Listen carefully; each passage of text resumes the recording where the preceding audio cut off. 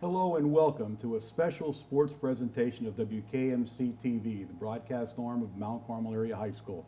I am Warren Altomare. Along with me today is Jose Gonzalo, the head statistician at Mount Carmel Area for too long to remember almost. 37 years. 37 years, and a very, very special guest today, Joseph Jazz Diminick, of course, the legendary coach at Mount Carmel Area. Today we're going to spend some time with Coach, and rather than be a straight-on interview where there'll be a lot of questions and things, we're basically going to let Coach reminisce about his legendary career. Be nice and easy. We'll roll from the very beginning. We'll start when he was young, and we'll let him tell us how that was. That's going back to the Stone Age. And going back, and then we'll move all the way up to his career at Mount Carmel Area and actually to the current moment now. So what we'll start off with here is basically tell us what it was like. You grew up in Kulpmont. What was that like in those days when you grew up and you were playing football at an early age, I'm sure? Well, you know, it was just typically like any other kids in the region. We had nothing to do with except play sports, and of course it was football and basketball that we did, and we spent all our time doing that. Now me, I would say to go way back. I just love to run. I never did anything just walking. In fact, to this day, they say, you're still hustling. I remember talking to one of my neighbors down there several months ago, and she said, well, she said, you're still running like you did 50 or 60 years ago. He said, never stop taking it. That's right. Jazz, when you first started playing football, there wasn't midget football or junior football. No. It was in high school, correct? Yeah, all it was, and we say the best experience you can get was street football. Right. Okay, where you sidestep the cars and what have you. But that's what we did. No such thing as organized football then. So you started when you were a sophomore or a freshman? Well, I was a sophomore when I didn't go out my first year because I was only 98 pounds. So I waited till I bulked up. And, To what, 110? 101. 101. Yeah, and that's when I decided to go out with football. And who was the coach at that time? That time was Mike Terry. He was the head coach, and Al Rusgus Ross was the assistant coach. Right. Yeah. And there weren't any other coaches. Just the two. Just two guys. Yep. Yep. With a, 40, 50-man roster? Happy? No, they didn't have that high. I'd say between 35 and 40. Wow. But I remember we went out to show when I started. They had a call for candidates for the JV team, so I went out, and there were about 75 players there, okay? So I'm looking for the best chance. I'm trying to gain an advantage. And they said, okay, who wants to be quarterback? And maybe 8 or 10 guys stepped out. Who wants to be left halfback? Same thing happened. I'm looking at these numbers. I can't compete with them. Right halfback? They kept going, all linemen, and they finally said, tackles. Who wants to be a tackle? There were 2 of us left. 2 of us out there, and they looked, so they gave us some little workout. The next day they said, you're no tackle, you're a back. And they put me in the backfield, and that's where it was. Yeah.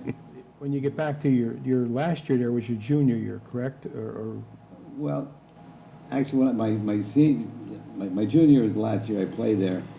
But then I had to go to prep school to get some courses. And Frank Leahy at Notre Dame, he called me up and he said, should pick any prep school in the country and they would pay for it. Okay? But I thought, me, Notre Dame? No way could I make a place like that. So I just backed off that, and then I finally went to a Seton Hall prep in New Jersey. Yeah. Well, that was following a fantastic year at Kulpmont. Your year was 1944. 44. You were 11-0. That team scored 355 points to 21 for the opposition. Yeah. 8 shutouts, Yeah. and you didn't win a championship. And I think the story of why you didn't is interesting. Maybe you would want to share that with the folks.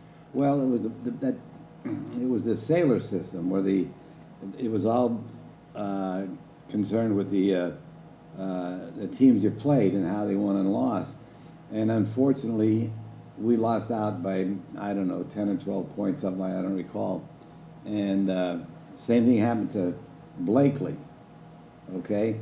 So the same thing happened, they lost out, we lost out.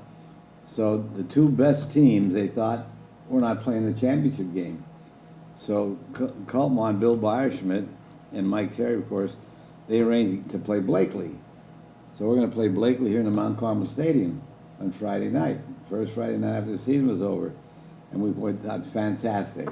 And what happens there is all of a sudden Friday morning, we got such rain and sleet and snow, unbelievable. So wind up, they had to postpone a game or cancel it, and they canceled the game. We never got. So you never got to play them? Never got to play. But that could have been a great game. Oh, I could imagine. Jazz, on that team, another interesting thing I discovered were you guys had 19 touchdown passes that year. 6 different people threw touchdown passes. Now, when Mike Terry was here, I don't remember him being that wide open. What made that team different, and why do you think that he ran that explosive type of offense, or was it the kind of guys you were playing with? Well, I'd probably say the type of guys that we had. See, Mike Terry in 1944, through George Rona, he got the T formation, and we were the first team in the region to have it. So he brought that in, and it was a kind of a complicated system, but everybody was involved. Like you'd call a play 42-35. So that meant the 4th back was going in motion on 2, and the 3rd back was carrying the ball through the 5 hole. You know, but it was simple. I mean, once you learn it, you know. But from his former experience, he'd have a lot right-hander going to the right and throwing pass, and left-hander going to the left, or even right-hander, and he'd have to just toss the ball back to the tailback, so to speak. And so that's why we had different guys throwing the ball. So he really utilized his people. Yeah, I think he did. I don't want to digress a little bit, Jazz, but you and I have discussed this before, and maybe the folks would be interested in how Kulpmont became to be the Wildcats and wore the blue and white. And your references to Coach Terry, I think, are apropos to this whole subject. Yeah. Well, when did they start football in Kulpmont? 32. 32, Yeah. okay. And Danny Kwasnowski was a Kulpmont guy, and he was picked as the first coach. And so they didn't know what colors to have, so he called it, what do they have down at Susquehanna, maroon and... Yeah, like the Crusaders, I think, the maroon and yeah. orange, or maybe? Yeah. Orange and... Yeah. So anyway, so he took those colors, and then, of course, he also, the nickname, and that's what we were for about, I guess, 3 years, until Mike Terry came out of, he graduated, what, 20... Well, 28 from Mount Carmel, probably 32 or 33 from So when Villanova. he came to Kulpmont, I guess they didn't like the name, so they got rid of the Crusaders and made them the Wildcats because of Villanova. Villanova Wildcats. Okay, Villanova Wildcats. Okay. And their colors were blue and white, navy blue. And that's what our official colors are, navy blue. And you've seen everything, any kind of blue possible, except that navy blue. And the reason for that is they had no money. You know? So Bill Beyerschmidt, he'd go and he'd call up a company and say, I need jerseys. What color? Blue. Whatever blue there was. So whatever blue, that's what we have. So, and the royal blue, a lot of people think that royal blue is the Kulpmont color. The Kulpmont color is navy blue. Yeah. Well, you know, you look at Kulpmont, and it wasn't a long-lived program compared to other programs, but certainly there was a real tradition in that program. When you look back at your time at Kulpmont, I mean, what's really special? What stands out to you in your career at Kulpmont? One thing I would say, we had such pride and such tradition in going to Kulpmont that, you know, up until 1952, I don't know if you know this, if I ever told you, up until 1952, Kulpmont was the only team that had the winning edge over Mount Carmel on a regular basis, playing on a regular basis. Right. And then Kulpmont hit the skid in '52. That's they getting smaller and smaller, and Right. and they fell by the wayside. When you were growing up in Kulpmont, obviously Warren alluded to the fact that the tradition and the winning nature there. Who were your idols growing up? I mean, I know when I grew up, Jiggs Ficca was an idol, and I'm sure you had idols, but who was yours? Well, the only ones we had, I mean, I had no connection with the outside world. We didn't even have a newspaper. I mean, we didn't get it, but my guys were Steve Filipovich and Joe Bozelski. Yeah. You know, they were the two key guys for Mount Carmel. But then anybody that was pushed after that came along, we admired him. You know, Admire him. yeah. But that 38 team was yeah. was the team that put Kulpmont on a map with the Right. big win over Ferndale or whatever, or Yeah, state Ferndale, championship. 50-19. Yeah. But Pazelski and Filipovich, obviously Farmer going on to professional football, and Hoshi Professional went baseball. to Villanova, correct? Yeah, right. But they had to be great role models for the kids of Kulpmont. Oh, they were. So, what's coming to my mind as we're talking is that you had great friends back then, and one of those guys is still one of your best friends to this day, and that's Gus Beach. Yeah, Gus was quite the character. He was a good athlete. You know, Gus, an excellent basketball player, and he was the first guy in the region to come out and dribble behind his back. Okay, but I can still picture it to this day down by the ice plant in Kulpmont, which used to be the ice plant. I think it's Mudry's or some garage down there now. We used to go right after school. We'd go down there, and when it wasn't football season, and we'd play football. And I remember Gus, he had big feet. Gus had big feet, and the soles would come off, and he's flopping there. He said, "Boy, when I go home," he said, "my mom's going to kill me." And I'm sure she gave him some good shots there. Oh my goodness! But one of the things we did, when we didn't have a football, and this was key to a lot of our guys down there, we used a tin can. For football. Yeah, for football, and that you learn to catch the ball there. Okay, you know the carnation cans about that size, you know, and so we'd get a can there, push the open edges that were back down inside, so it was nice and smooth, and that's how we learned that we threw the ball, and that gave us good hands, good fingers. Yeah, and we did that, and then playgrounds up at the school, when out recess time, we're out there playing with that tin can because nobody had footballs. Yeah. You look at high school football, and of course now you have a TV studio such as this, and you have all the media, you know, the internet and everything else. But back in your time, when you're playing for the Kulpmont Wildcats, a relatively obscure school, you know, not very big, how does a guy like you get noticed the way you did and get recruited then? How did that happen in those days?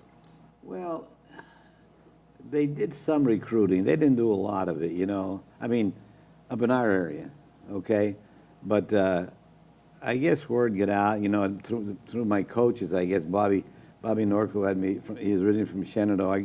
He coached me at Seton Hall, and Mike Terry. They had connections, and one of my big contacts was Kentucky coach. Adolph Rook? Oh, it's a basketball coach. Yeah. Anyway, it'll come to me. See, that's what he said. He goes by. But he was heavily recruiting me at that time to go to Kentucky. Yeah. And then we were recruited, three of us, three at the same time. They wanted us down to Tennessee. So I come close to going to Tennessee, and they wanted me down there to play tailback for them. And I said, I can't throw it. Don't worry about it. Just get the ball there. They didn't care what I was doing, how I was doing it. Just get the ball there. So we come close to going there. And I think if Barkowski, we'll call him Barky, if Barky would have gone there, I think the three of us would have wound up going to the University of Tennessee. Is this Bernie Barkowski? Bernie. Did he go to Pitt, right? Right. But how did you end up still, was Warren alluded to Boston College? How did that work out? Well, I have to tell you a story there. I was highly recruited at Tennessee, and Murray Warmoth, who became a great coach of Minnesota, head coach, he came up to try and convince me to go to Kentucky, and I don't want to go to summer school. That was the whole thing, you know. If I wouldn't have to go to summer school, it'd be okay. So I said, Coach, I can't go. He said, why? He said, I have to work. He said, what do you mean work? He said, well, I have to paint my house. He said, get me a pair of coveralls. He said, I'll help you. I got to come up with another excuse. Well, I said, I got to work and raise money to buy clothes for college. You come down, we have our own interior designer, and they'll give you all the clothes you need. You won't have to buy any kind of clothes. Well, I said, well, I have problems with my teeth. I got to get that. He says, you come down. He said, we have the dentist. All your teeth cares will be taken care of. You don't have to worry about a thing, you know? And I didn't get him to cover all, so I should have, I guess. Yeah, with that.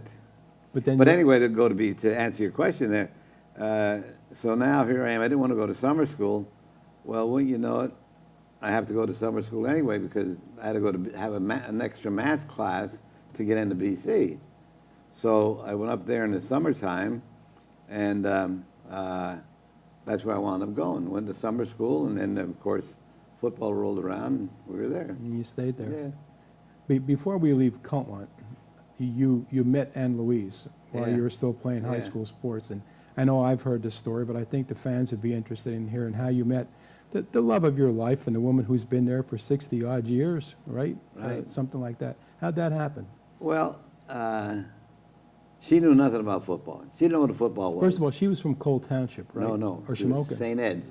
No, don't say Cold Oh, Town, I'm sorry. especially Shamokin. Especially Shamokin, Okay. but St. Ed's. And she said she didn't know what a football was. You say pigskin, she wouldn't know what you're talking about. She was strictly, all they had there was basketball, and she was a cheerleader. And I had seen her a couple different times, but I never saw when I was playing, okay? And a classmate of her, they saw him, and they said, who's that good-looking blonde over there? So he told me. Well, lo and behold, it was, I guess, later on that year sometime, I'm introduced to her at the MOC, the last dance. And I had the last dance with her, and of course that wound up with the last girl I had. And that was it. Yeah. Well, that turned out fairly well now, didn't Well, I it? think so. As we look back. Yeah, And absolutely. let me tell you something. She was one of my good assistant coaches, okay? Because when all my boys would leave, 6 guys when they're leaving for the game, she gave them the last bit of advice. You might have heard this. She'd always say to them, just get the quarterback. And that was, I'll tell you one more little thing about her. In the very beginning, she used to scream up there. She said, they're offside, the other team. They're offside because the center was leaning out over the ball. And she didn't know that the center could be over the Yeah, ball it like could that. be over the ball. But she screamed and finding someone to straighten her out on that. But for someone who didn't know anything about football, yeah. she certainly learned a lot. Oh, yeah, yeah. Fan and critic? Oh, yeah. Oh, yeah, yeah. Level you out sometimes from being too high or too low? Well, if it was regarding our boys or anything like that, never in front of them, never talk about them. But she might say, you know, criticize me or question me why I did this, why I did that. But she was okay. Yeah. That's great. Well, you know, a lot of guys who are married and coaching and know all the problems with that, the time away. You had a very unique moment, though, with 6 boys and all 6 of them playing football, you know, at different times, some at the same time as you were going through. It had to be really difficult for her to try to get a schedule together to understand who was going to be where or when and, you know, that kind of thing. Well, that's the amazing part about her and the 6 boys. But one fortunate thing, for 18 years or something like that, they went to school with me and come home with me, each one of them, you know, just simply because I was their coach. And so she always had dinner, of course, prepared when we'd come in, and then the kids might go and watch TV for 20 minutes or half hour, and then they want a snack. It's now 7 o'clock, and then go up to their rooms and do what she made them do. In fact, right when they were young in elementary school, as soon as they come home from school, they'd hit the door and say, "Mother," you know, and she'd go to the door and greet them and take them out and give them a snack, and then put it out in the laundry room, separate one there, one at the table, and then they worked on their studies. So they were all honor students, and I attributed all that to her. Well, you've always given her tons of credit Yeah. for their success in life, Jazz, and you made a good choice at that dance that night. I would definitely say that. We're going to start now with the Boston College days, as Coach went to Boston College on a scholarship, I take it. Right. And Oh, it couldn't have gone any other way. So what was the Boston College experience like for a guy from Kulpmont?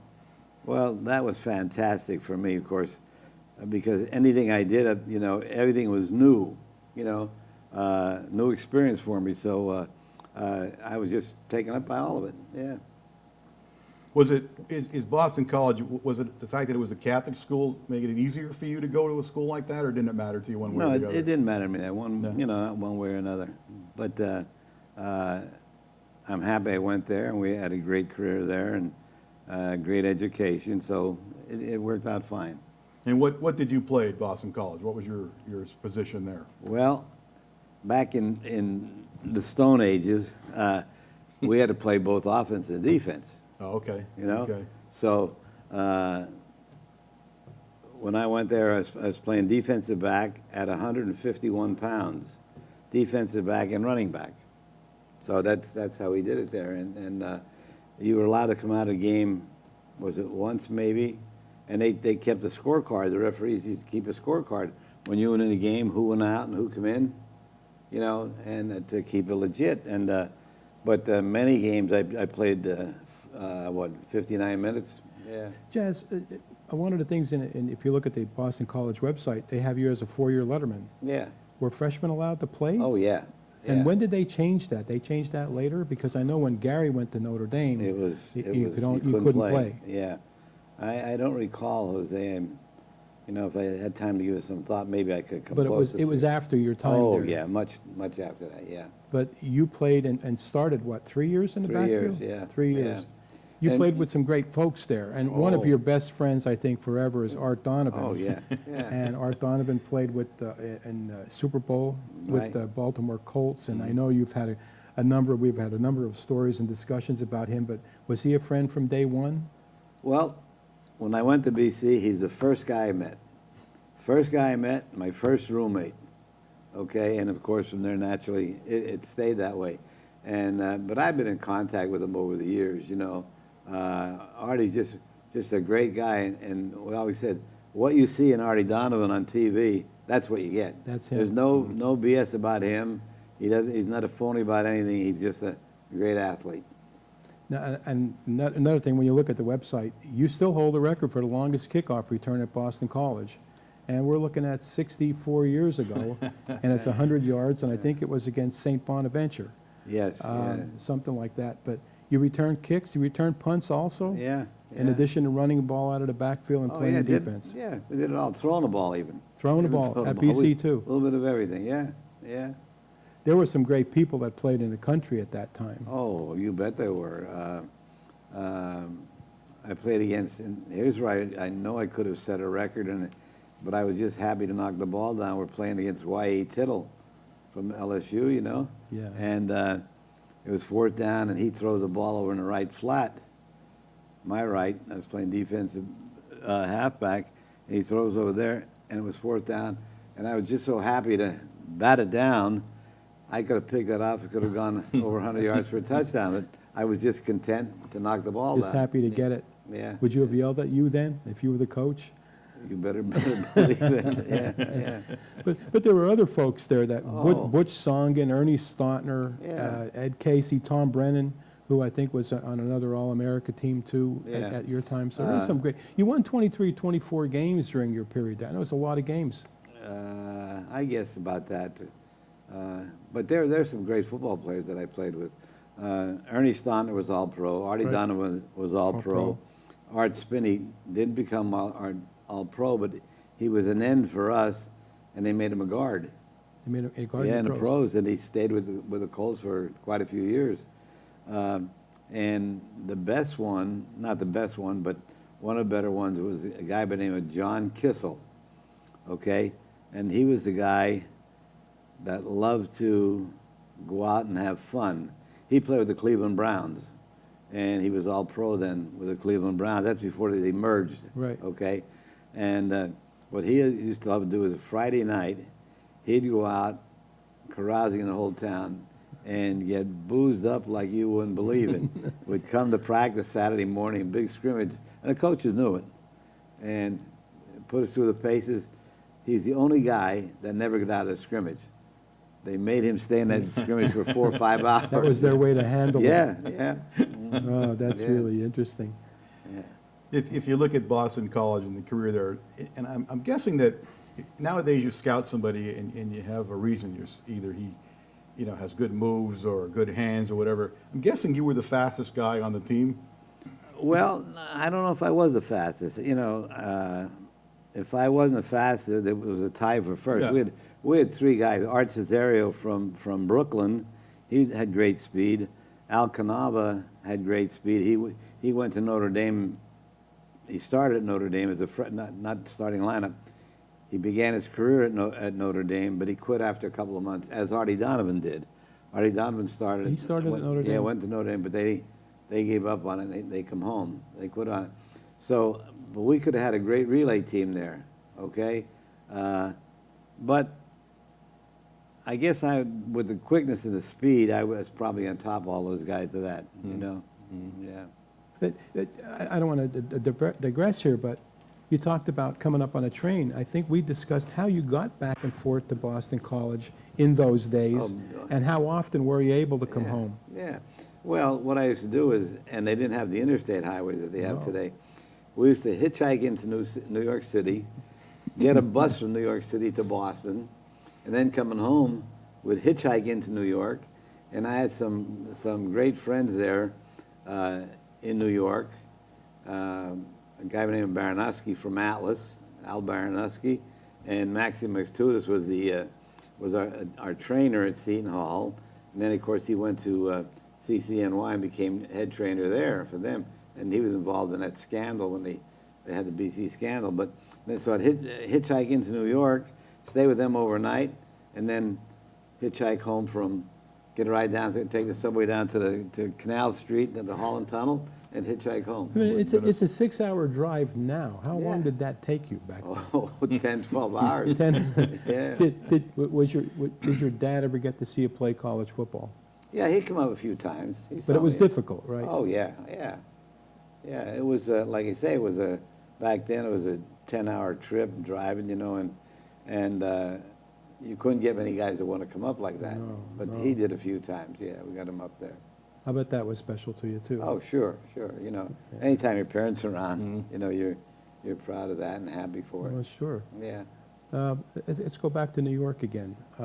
Who was the coach at New York at that time? With the Steve Giants? Owens. Steve Owens. Yeah, and when I stepped on the field, the first thing he said to me, he said, "Steve Filipovich," from his town. He knew. yeah, he knew right away, and of course that's where we started. Yeah. Now, from all the stories that I've heard and know, you were going to make that team except for an injury. What happened?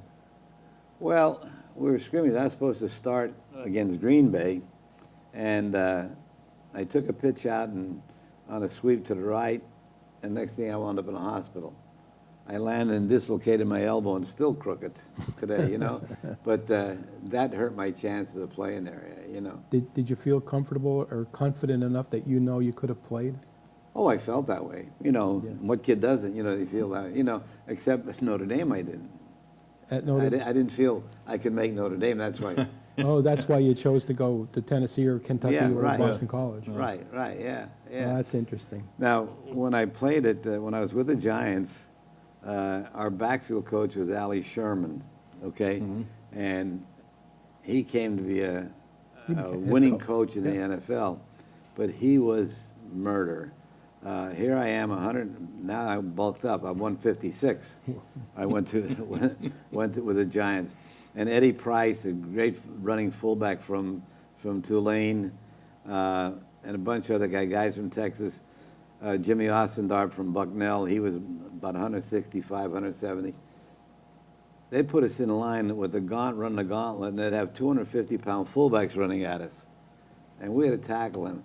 Well, he was cussed so much by the and of course by me silently, you know, to myself.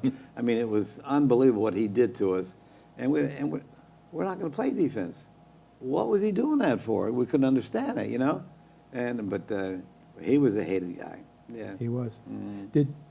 Obviously being at Kulpmont with Terry and then at Boston College and then being around at the Giants camp, did you take a lot of those philosophies with you when you became a coach, or did you pick them more up from Walt Marshall or other guys that you coached with later? Well, one from Mike Terry, when I was at Kulpmont, he taught me to tough it out. Don't ever make excuses. You know, don't ever make excuses. Give it your best. Don't complain to your blockers or what have you, which other guys have done, and which I never did that, okay? And go back to Walt Marshall, I learned a lot of football from Walt Marshall. I mean, he was a Notre Dame graduate. He coached at Auburn and West Philadelphia, and I guess before he went to Auburn, went to Cole Township, coached there 2 years, and then left. But he made a great reputation and a winning team. Cole Township was nothing until Walt came. They were just another team. And then after the stint with Auburn and what have you, he came back to Cole Township, and I don't know how long he was there. But, I was thinking about coming over here today. They talk about football coaches running the universities and what have you. Oh, yeah. Walt Marshall ran Cole Township. He did. Yes, he did. I mean, we had an athletic director, Andy Long was the AD, but Walt called the shots. I mean, he picked me as a football coach, as an assistant. He scouted me out. They needed a backfield coach, so they went and checked my background and all that, and, of course, he picked me. And then I was assistant basketball coach, and he was head basketball coach. In 2 years, he picked me, okay, as head basketball coach. And then he wanted to start track, my second year there, I guess. They had track. He picks me as track coach. It was bing, bang, boom. And this is the head football This is coach the head that's football making these coach. decisions. Yeah, right. It's a little different today. Yeah. Yeah. So, Coach, you're in New York now. Yeah. You leave as a Giant. You've been to Boston. You've made a ton of connections, I'm sure. Yeah. What brings you back to the Coal region? Well,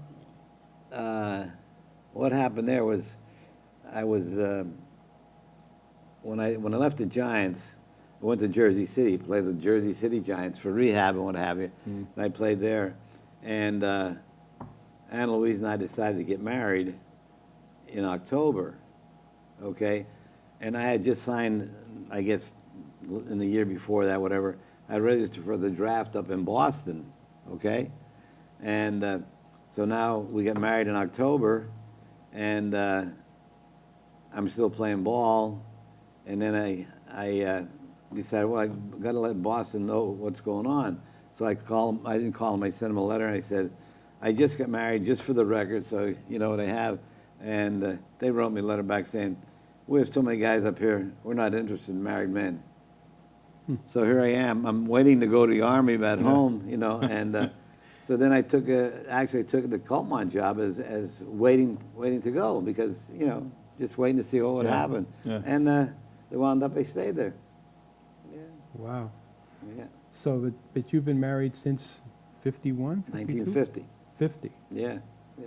That's a long time. That'd be Absolutely. 62 Well, years. We were talking before that you're probably involved with football for 70 years, or more than Oh, 70 yeah. years. Oh, yeah. In one way, shape, or Right, form. right. Yeah. As a player and as a coach, I did figure it out one time. It's like 68 or 70 years. A So long there's time. nothing you haven't seen or. Oh, right, yeah. I can't imagine You- anything No, anyway. Yeah. We were actually going to put this as the end subject about today's football, but Yeah. how has the game changed in your eyes from back in the 40s until now? Well, the biggest change I see, well, no, there's several big ones. I mean, today the kids are bigger, much, much bigger. I don't know where they come from. When I came to Mount Carmel, my first team in '62, I think that was the biggest team I had, and we must have averaged tackle to tackle, I'd say like 235, 225, something like that. I mean, we were big. A lot of the starters were all big, and a lot of backups were big. Today they're bigger. I mean, much, much bigger. And I don't know what is it, what they're eating or working weights and what have you, But the biggest change I see is you could not get us off the field, okay? When we play, you couldn't get us off the field. I mean, they'd have to practically drag us. Today, they only want to play one way. That's the biggest thing, I want to play offense, I want to play defense. Oh, do I have to do it? Yeah, that's my biggest gripe about them. The specialists. Yeah, yeah. Has it changed in any other way? I mean, is it more physical? Or if it probably is because of the size and the strength of players today. Yeah, it probably is more, it is more physical. I don't think there's any question about that. But today the game is so wide open. You know, I mean, now they're playing no backs. The Yeah. quarterback, and that's Empty it. set. You know, and Right. so that's, I think, the biggest change. And you know, How about cerebral-wise, too? I mean, some of these coaches have 100 plays. I mean, you didn't have that many when you coached. I know you didn't. I mean, you believed in doing things, let's do it things correct. that work, right? Yeah. Yeah. We'd, for example, in preseason, we'd go into our first scrimmage with maybe 5 plays, maybe 5, maybe 4, you know, because all we did was we just want to go in and find out who the players are and get them going that way. And the second scrimmage, then would have a little bit more in it. Of course, the third week we'd have it all in for the games. But I might have down, I don't know, 25 plays that we might use. We wound up using about 8 of them, you know. Yeah. But today, they're like that. Yeah, you wonder. Yeah, You do wonder how they're going I through don't know how all you those keep, plays. I don't know how you can keep tab of it. Excuse me, unless there's something that board that looks like a computer, they can make it flip-flop like that, you know. I mean, it's just impossible to read, you know. And you have 30 seconds, I guess that's what it is, 30 seconds from one play to the next, and you've got to read and find the play, what you want to do, and go from there and then get it in the game. Then you wonder why they run out of time. What is the delays and Yeah, everything else? plays the game, yeah. Okay, Coach, you talked a little bit about coming back to the Cole region. You started coaching, assistant coaching at Cole Township. You did some assistant coaching at Susquehanna, which is down by Harrisburg, I believe, correct? And then you ended up on the staff of the legendary coach Mike Terry. Why don't you tell us how you ended up there? Well, I didn't wind up in his staff, but let me give you a little background on that. I've been coaching, I don't know, 8 years or something, whatever it was, and I had my fill of it. George Chomp was the head coach at Shamokin, and I was helping him there. I'm trying to think of something else about Cole Township. Anyway, George Chomp was a coach, and he started putting down the coaches about that they were all poor coaches in this region. Well, I jumped them, especially about Mike Terry. You know, I jumped all over him, and I thought, well, this is it. My season's over. I quit coaching here, and I didn't know what I was going to do, but I was going to quit coaching. And of course, when unfortunately Mike died at the Thanksgiving Day game, I thought, well, I'll put in for the job. If I get it, I'll continue coaching. If I don't get it, that's it. And luckily for me, fortunately for me, it wound up I got it. Well, Fortunately for all of us, you wind up getting Absolutely. it when you look back at it. But when you look back, Jazz, it was a close vote, right, between you and John Gursky, who became another legend at Wilson Right, yeah. Reading at the time. Well, I gave John his first coaching job, you know. You did. Yeah.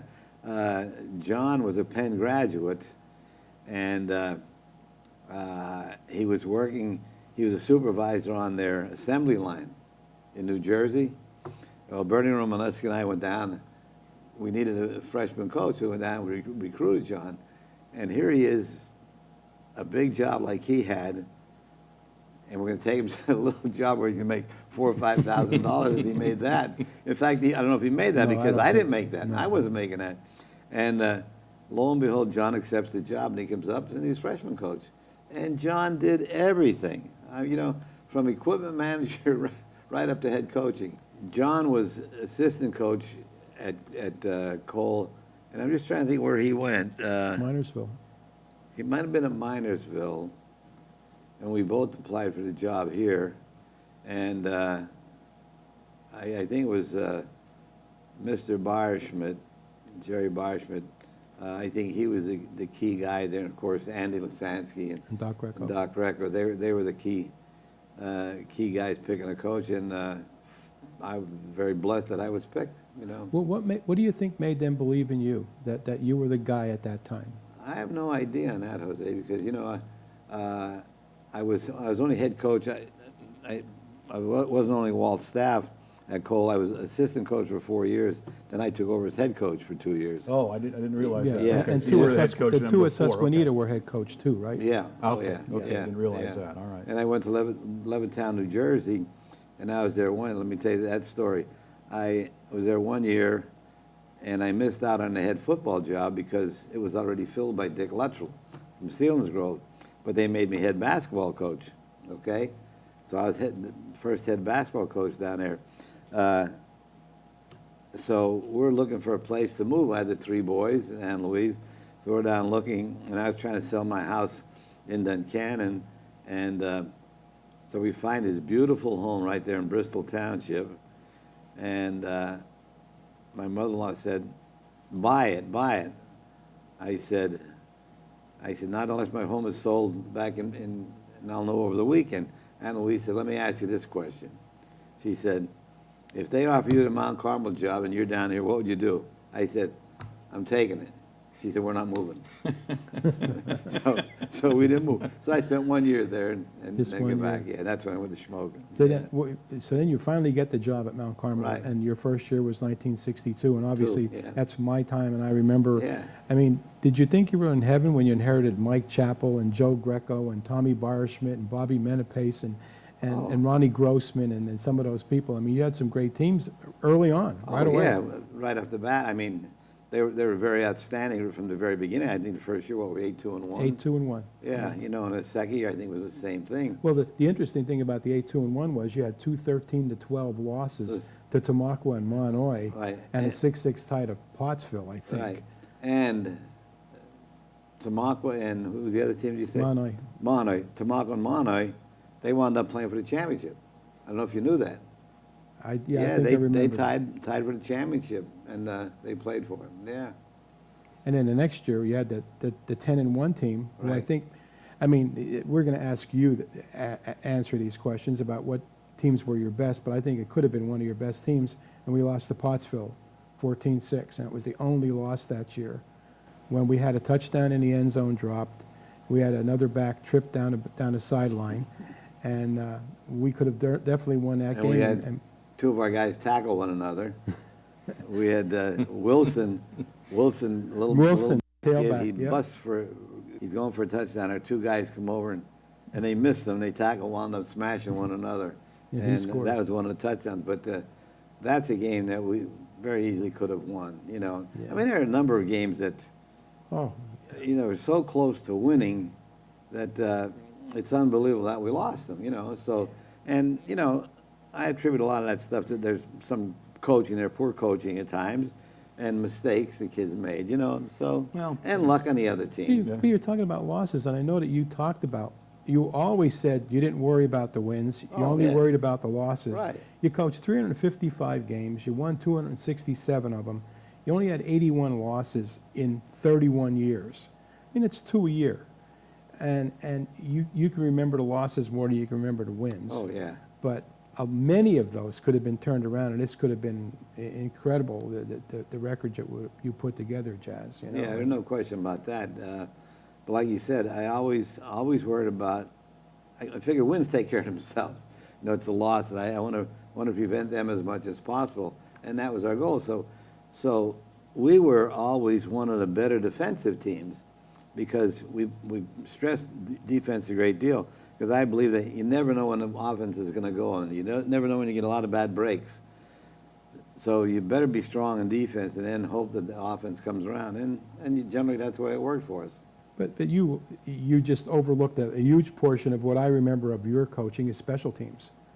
That was also so important to an overlooked area by a lot of other coaches. Right.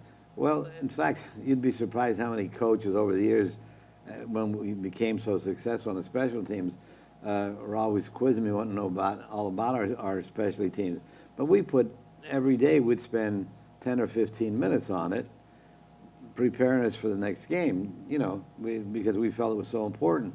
And, I mean, look how many touchdowns we scored on kickoff returns, punt returns. They were special, you know.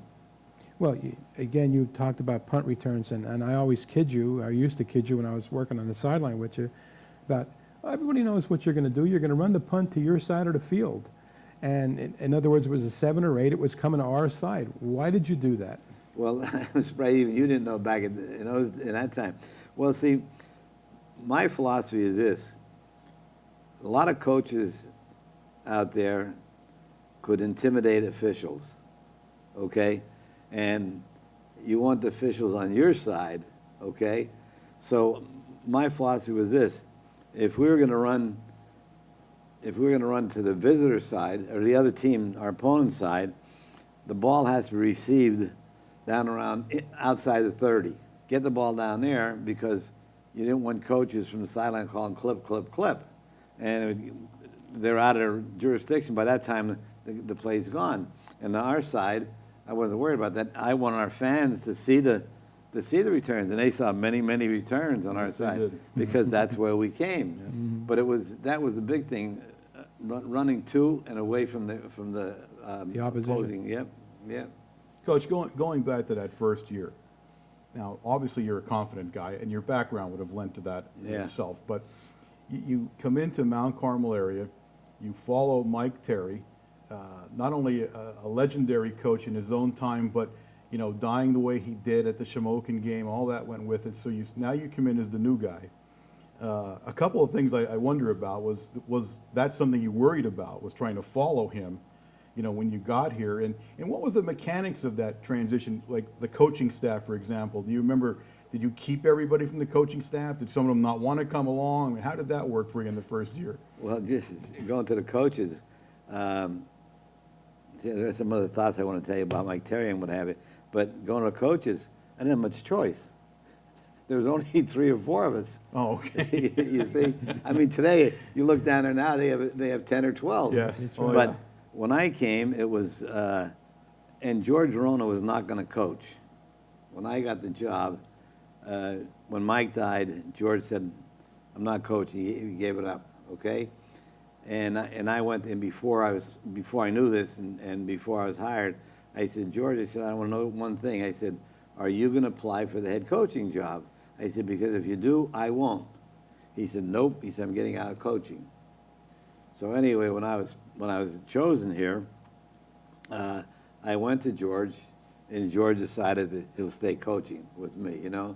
So it was George and I, and I guess it was Charlie Karlovich, they called him back then, and Was coach one of the coaches, Piskevich? Joe Piskevich, yeah. So that's all we had before, and then I guess Piskevich gave it up, and then I got Franny Menepace come in, and he helped. So there were only like 4 of us then, And then of course With the later jointure. on Lenny Warner come on, and all these other guys. And Stavinsky, I think, came over with you Well, from the Kulpmont. jointure had come in the jointure, yeah. Going to the jointure, how was that? Was that difficult? Or I don't seem to remember it being that way, but what was your recollection of how it was with adding the Kulpmont kids to the Mount Carmel kids? That was a snap like nothing ever happened. I couldn't believe how it went. Kulpmont come up here. Now, once they ever hear a word against the transformation, they just couldn't blend in with our kids, and they were happy to do it. And it was a big deal for them because they were getting pounded in Kulpmont, So to come up with us, then it was a whole new ball game, and they just blended right in. So never a problem. Getting Niglio and Doviak and some of those guys was a plus for us too, I guess, at the time. Oh, it certainly was. I mean, Greg Doviak and Dabby, probably the greatest pitch and catch tandem that we ever had. They were just super. I had them. I can still be out in front of the Roosevelt Building, and I got them, and I said to them, "Look," I said, "here's what I want you to do." And I said, I forget what I call read me. I said, "I want you guys to call me a read me offense."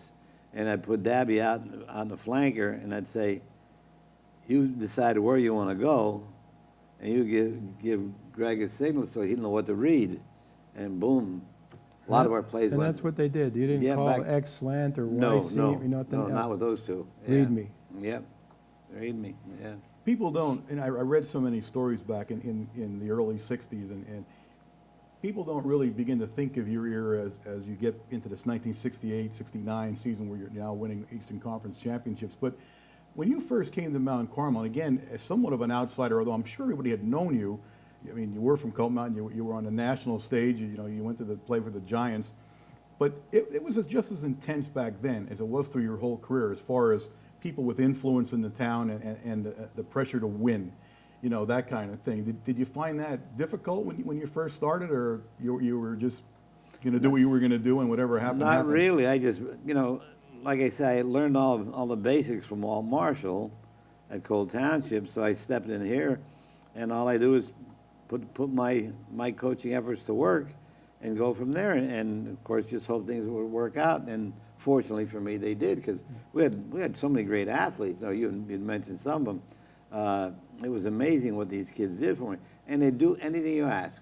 You know, there's no such thing as, well, they wouldn't or wouldn't. But let's get back into the 60s again. You had 65, 66, 67, undefeated up until we get Shikellamy. 3 years in a row they beat us. 3 years in a row they go on to win Eastern Conference and the Southern Division and whatever. What was it like to finally beat them in 68 with Gary and Bobby Veach and Jeff Greco, when we finally beat them to go on to win the Southern Division Championship? Yeah. Did you feel a relief at that time? Well, I don't know if I felt the relief, but I mean, I was ecstatic over it. You know, that one. Didn't we beat them in 67? That was the 3-0 game. 3-0. That was the. I think we should have beaten them. We should have, yeah. Well, yeah. That was a blunder on my part. That was a coaching mistake. I have to tell you that we were running what we call our slant. It was we didn't call that. It was a 33 running to the left. That's the fullback smash, and the quarterback was coming out, and he was having a problem with a handoff, and we kept fumbling. So this is Thursday night. So I come out and I said, Jeff Greco was a quarterback. I said, Jeff, I said, let's do this, reverse spin. And he reverse spun, and perfect mesh, perfect. You couldn't be any better. So every time we ran it, that's where it went. And so now we're down at and right where we practiced it, down at the what was then the Acme. Mm-hmm. And Jerry Bresson, I guess, told me this, or maybe George Rowan one, and they said, whenever kids get in trouble, they'll do what's natural, okay? Well, we're in trouble trying to score, and Jeff did what was natural. He came out and did the straight handoff, bang, the fumble, and they wound up scoring. But anyway, that I said was a coaching mistake, and had I picked it up earlier in the year, then it would have been a natural thing It for would have been a Jeff, natural and thing. we wouldn't have that problem. Yeah.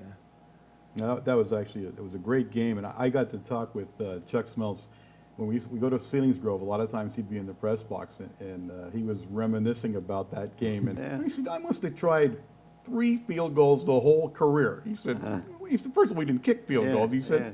that day, he said, there's the game. He said, back and forth. He said, the whole crowd and everything. He says, all of a sudden, he says to me, hey, get up here. You're going to kick. He said, oh, my God. He said, I'm running out, and he pulls me back. He said, don't miss it. Yeah, I've heard similar stories to that, yeah. But did he tell you about the play, though? I have to tell you about you were out there, Warren. We call our 32 to trap. It was so successful for us, 2 stories on it.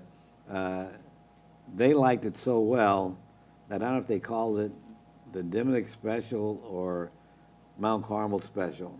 They adopted that play, and that became part of their repertoire. John Halkovich was being recruited by Nebraska.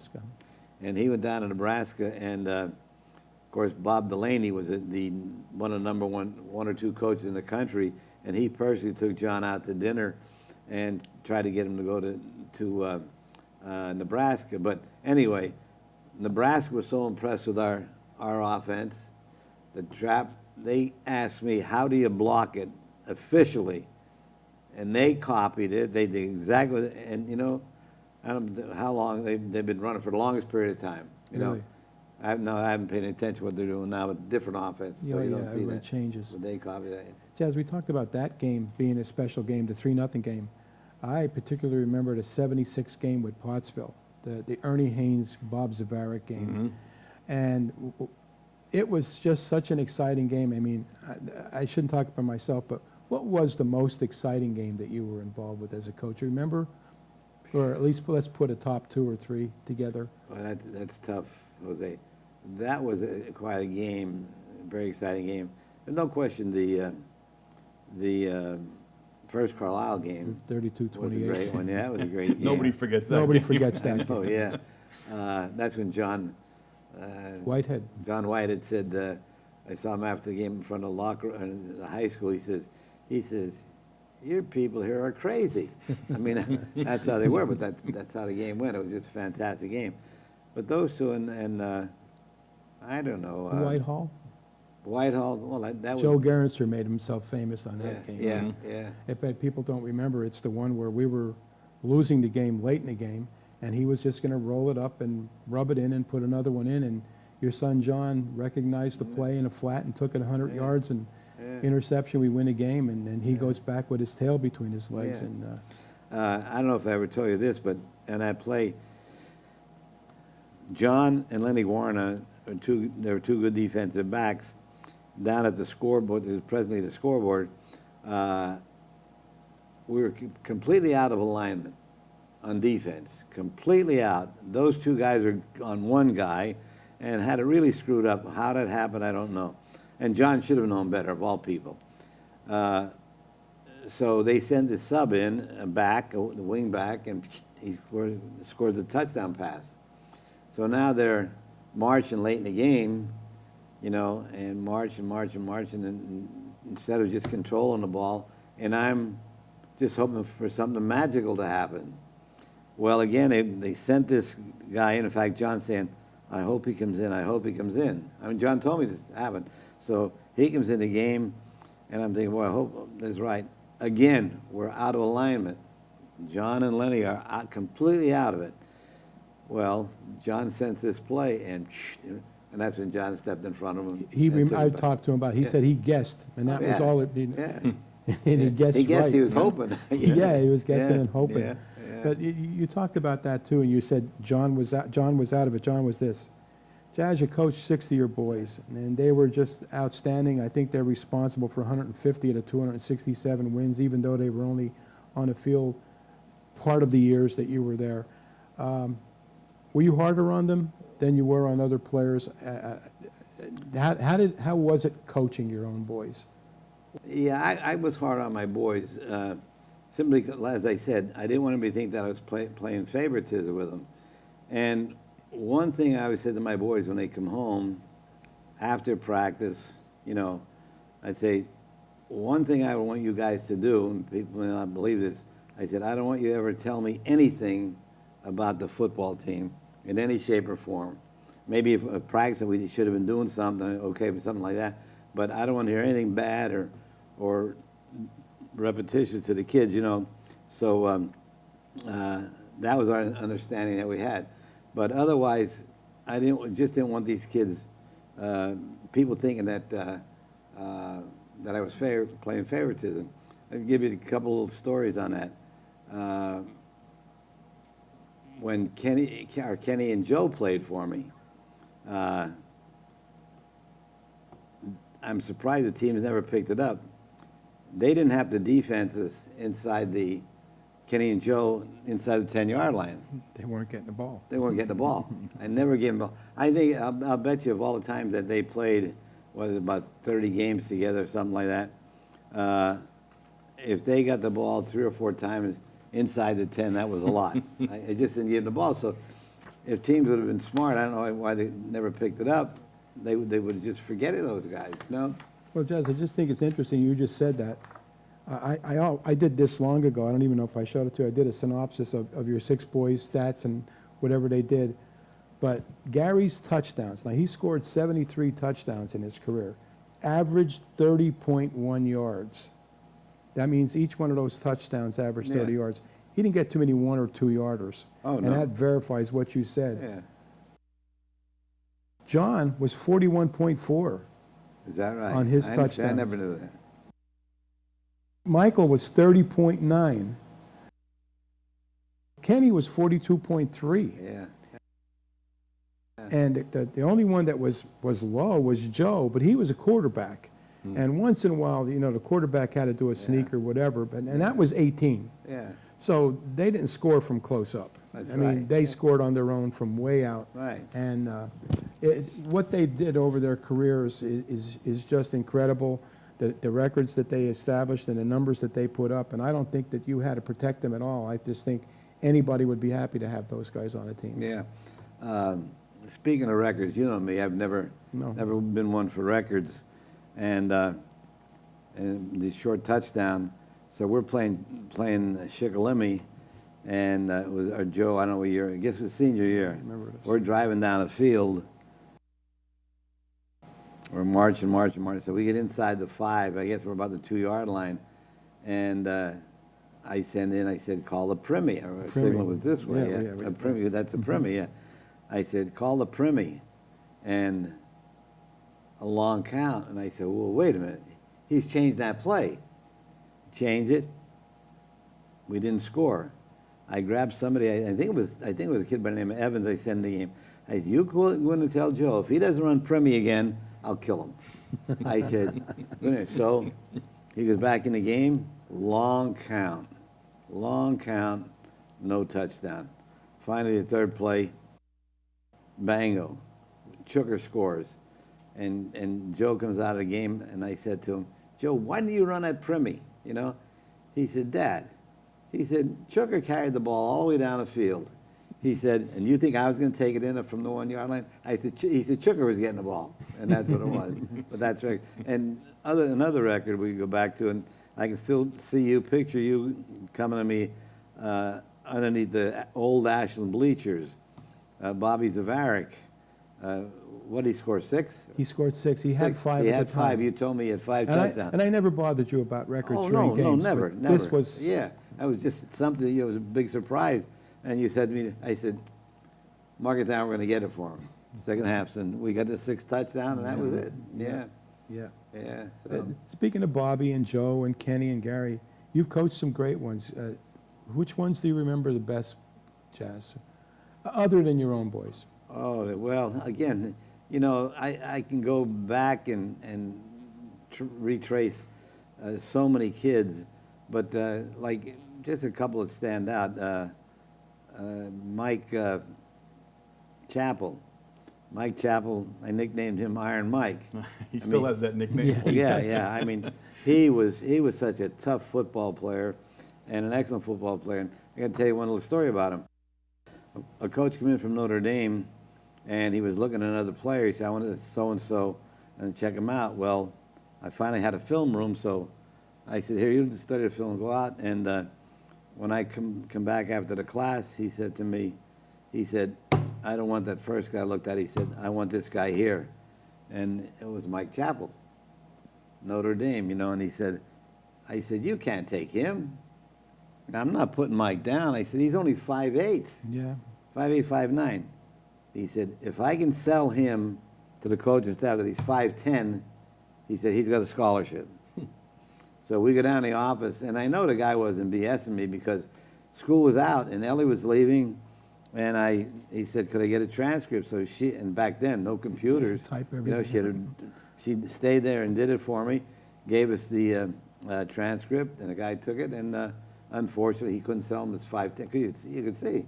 And otherwise, Mike would have been at Notre Dame. He'd have been the first guy to go to Notre Dame. Mike was my classmate, Jazz, you know that. Yeah. And he was a very good friend of mine and ended up at Villanova because of you. And he got him a ride there. And in the spring of his freshman year, he was the starting center on that football team until he blew out his knee. Yeah. But it certainly showed that he could play Division I football. And he was a tough I didn't dude. know he was going to be the starting center. Yeah. I didn't realize that. Yep. But, you know, and he was doing a good job academically. Yeah, he was. Because of what he do.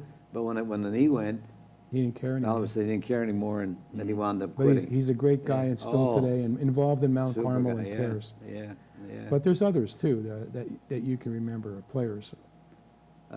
Johnny Mulo was a great guy with a great heart. You know, we were talking about that before. He was a real diehard, and he'd do anything to play and anything to win. Yeah. Well, what I remember about Johnny, as soon as you said it, it came back. And obviously Ed Romance was pivotal in Mount Carmel's history and way he came back and opened up the station, and he was a huge fan. And I remember young Eddie doing a game, his son, Ed, prior to their accidents. And every time Johnny got the football, when he was a sophomore and junior, he'd go, shades of Gary Diminick, shades of Gary Diminick. I mean, he just loved Johnny and thought that he reminded him of Gary. But Johnny certainly contributed to that '72 championship team. Oh, and he did certainly an awesome did. job. He was a great competitor. I mean, I don't know if I had to name three, he'd be one of the three of the toughest competitors we had. I mean, he was a great one. Really. Yeah. Coach, we look at Mount Carmel area, and obviously we didn't get to 800 wins and be the winningest football team in Pennsylvania without doing some things differently than other, or maybe ahead of other schools. Let me put it that way. In one of those, and we talked about this a little bit earlier, and that's the connection, of course, to this TV station. And I know I remember it in high school. First of all, you had in the old predecessor to KMCTV was WJPM, Yeah. and on Oak Street above the Jepco's there. And you would do the Thursday night football thing where you'd bring a couple of players with you, and actually got to the point where you were bringing other coaches in, if you remember, or they would call in or whatever. Yeah. And certainly in Pennsylvania high school football at that time, that was kind of unheard of. Even in the big cities, they weren't doing that kind of stuff. And that kind of introduced you, I think, to, filming and the possibilities of what you could get out of that. And the fact that we had the facilities that no one else did even then to be able to do that. Of course, George McFee, so you were really a pioneer in that kind of football at that time anyway. Yeah. Remind me a little later about filming. George McFee, he was one of the biggest keys that we had as far as our football program was concerned. Everything he did was just fantastic, and it was, like I say, it was all for the team. I can remember when we first started, we go up on a mountain where they have the tower, okay? Yep. This is huge compared space to that that we little have. spot, yeah. We were like this, practically rubbing noses against one another, doing a game up there in sub-freezing weather. I mean, it was cold, Yeah. but that's where we did the first games up in that tower. And then, of course, we moved down in town, and it got better and better as we went along. Yeah.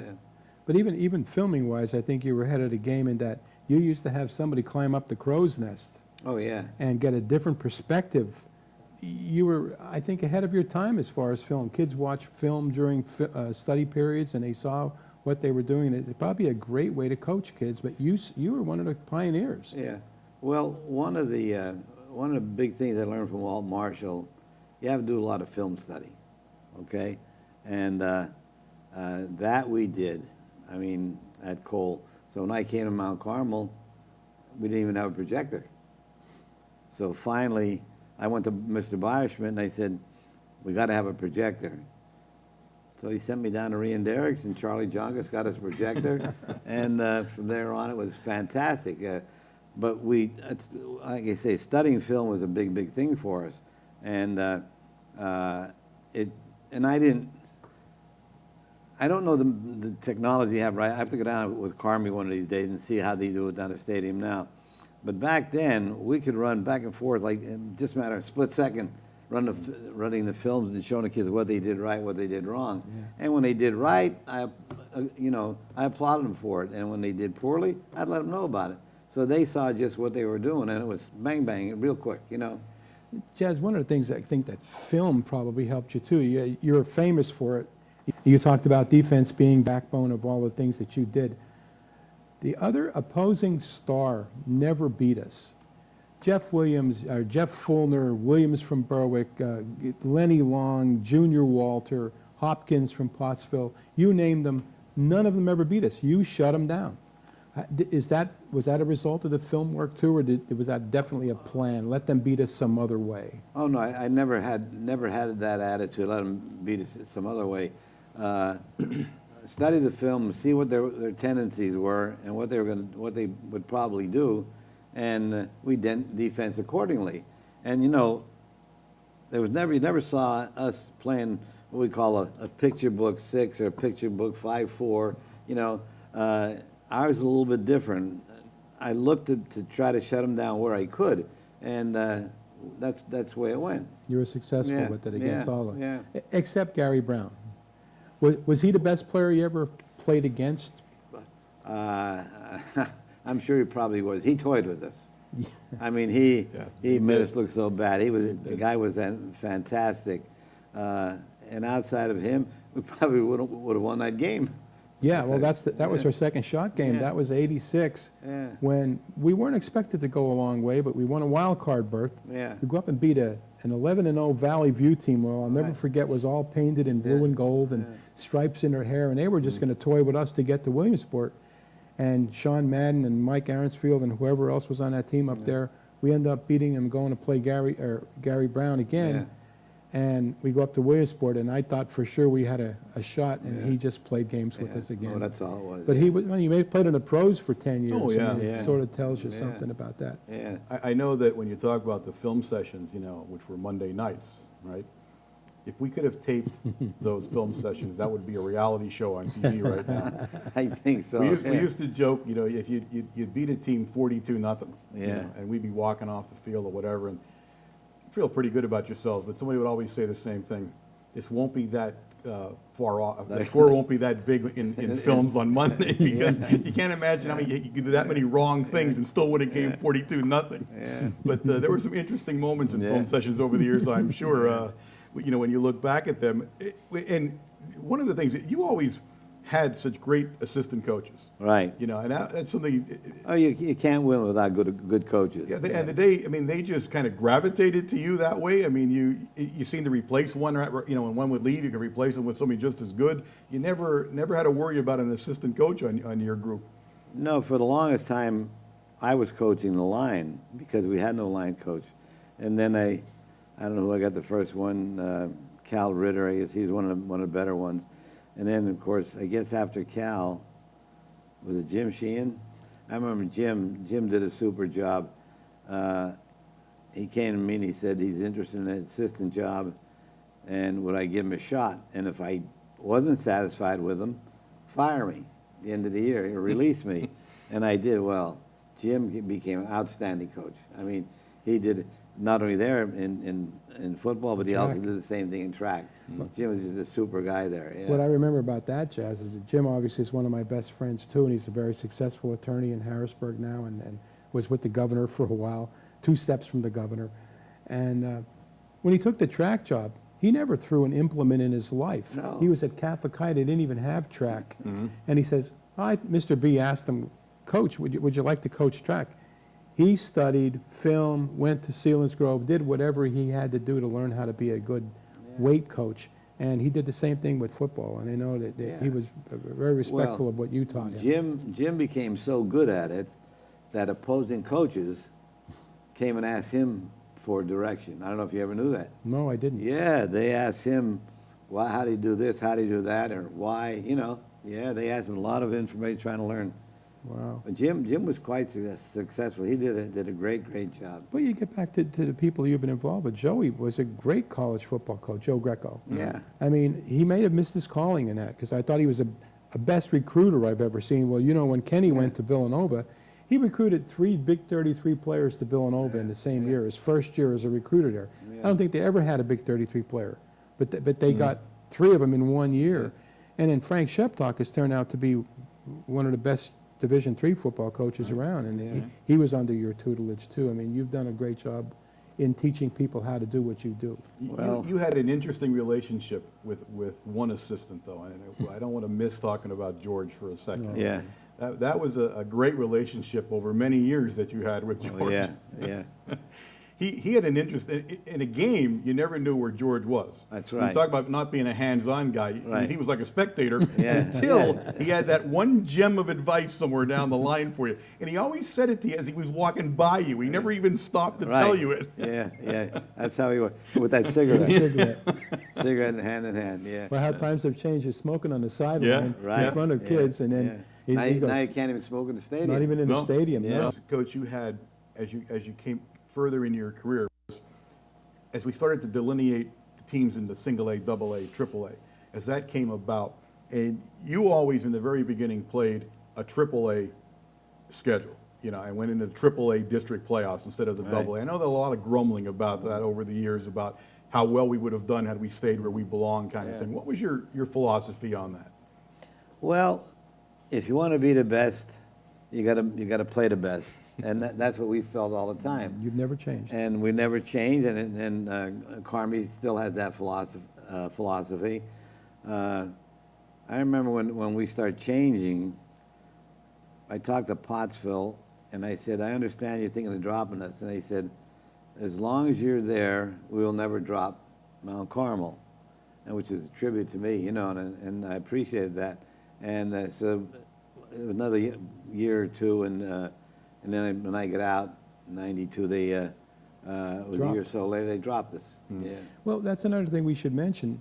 You have 3 Eastern Conference championships. You played for 5 wild card championships. You played 8 or 9 Eastern Conference championship games, and it was everybody in the same class. You had to go through Williamsport, Pottsville, Berwick, whoever there was.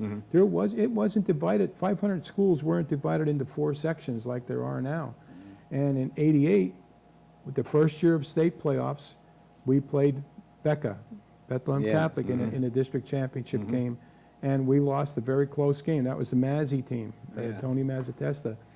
And then in '91 we played, '89 we played the Dunmore team, the Tim Ruddy team, in the Eastern Conference playoffs, which led to the state playoffs then too.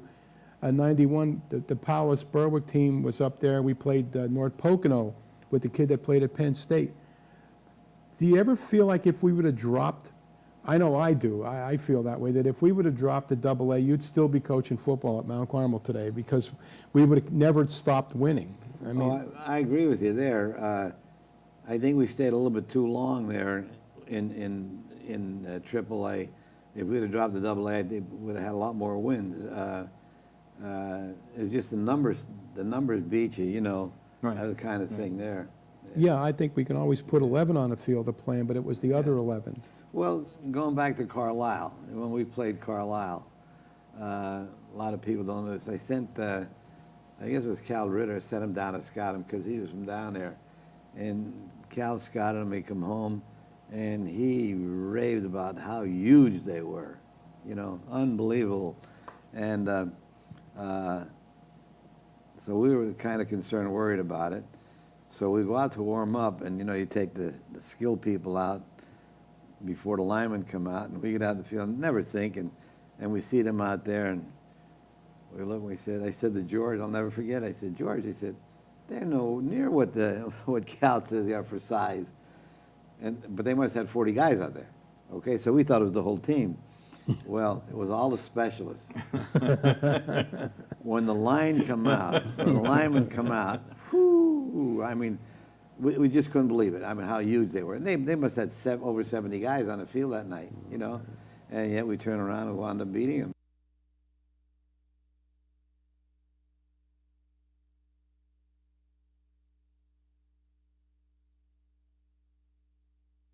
You know, one of the things that people, if you're a fan at Mount Carmel, and I'm sure you know this, and the longer you look back, it's more interesting how fans view both a game and a coach and the whole process. And of course, you get tied up in you know, the great Pottsville games and the great Berwick games. And you know, if you're a fan, you know, you hate Flinney and you hate Curry and they're doing this and doing that. And one of the things that, I mean, totally took me by surprise and really felt good about was when we had the birthday party at Lazarski's, and all of those guys came back. And I was just struck by the friendship and the respect that they really had for you that no one else would have known. You know, I remember Coach Flynn, and Coach Flynn, the way he spoke about it. You know, in those days, all that, the gamesmanship and the one-upsmanship and all the stuff that people didn't realize, people didn't understand. You guys were coaches. You knew what you were doing. You knew some of this stuff was just for fun sometimes, you know. You just knew that, but you don't see that until you saw that moment. And I was really glad that I got to see those guys talk about you and the respect they had for you, but the friendship they had for you, that they really cared. I mean, I thought that was pretty neat. Well, we had been competing for a number of years there, you know, and you get to know one another, and you learn to have respect for them, and we had that. So all those guys, you know, they were just great people, and like I say, there's respect for one another. Yeah. I mean, but these are some of the greatest coaches in Pennsylvania history that are here to honor yeah. you. Jack Henzis, Yeah. Frank Pizzalia, Yeah. George Curry, Bill Flynn. You're talking about a I who's mean, who of yeah. coaching that you remembered, as you remember as Yeah. a fan, but I just never saw that side of them. Yeah. And I remember, George Curry, of course, you can't stop laughing with George, no matter when you talk to him. And of course, he opens up by saying every time he drives by the Silver Bowl, he stops and throws up. That's his real memories of playing Mount Carmel. But there were some great rivalries, Yeah. the way the town would build it up and get ready for that Friday night. And that had to be really neat to be able to coach in that situation. Yeah. Don't let me forget George Curry again. I have to tell you, when you said fans, I was coaching in Cole Township, and I came here to see Mount Carmel and Shamokin play a Thanksgiving Day game. And I guess I could say his name, Ronnie Grossman, was the quarterback. And Mike took him out of the game. Mike Terry took him out of the game for some reason. And he got a standing booing ovation. It was unbelievable. I thought, how could that ever happen? It's not fair to him. Well, anybody that's involved wouldn't know why it happened. Anyway, when we come up here to play, when I took this job over and Gary come out to play, Gary was a freshman, and we played Carlisle. And so we ran a number of plays, and our philosophy there was throw the ball a lot to loosen them up. And I put Gary in a play we call set two, behind a safety. And Gary runs a set two behind a safety. Greg Dovey, perfect pass, perfect layout, perfect hands. Gary drops the ball. I took him right out of the game. He got a standing ovation, Just for beating his guy deep and being there. Well, they had respect for him. What I think absolutely they knew what kind of athlete he was going to be. So that was one of the greatest feelings I ever had when that happened. Speaking of greatest feelings, what was your biggest win? Is there one that stands out above all others for you while you were here? Something that made you most proud? Oh, I don't know. What was it? There were so many good ones. It's tough to pick them out there. I have to sit and think about that. I don't have the recall that you do, but there were just a lot of great ones. Sure. Going back to that one other game, Pottsville, Bobby Zavaric, we did everything but beat him. Yeah. And in the first half, they're driving down and they're going for a touchdown, and Ernie Haynes was the fullback, but he was a notorious fumbler. And all I'm saying is, fumble the ball. And he did. We come down to the goal line. Darn it, if he doesn't fumble the ball, he fumbles the ball. And I give it to Eddie Cuff, gets the ball, and he said, I got the ball. And Charlie McCullough, who was the head of the PIAA, was the referee back here. All the other guys didn't make a call. So Charlie circles the whole team. The guy grabbed the ball and he goes, touchdown, Pottsville.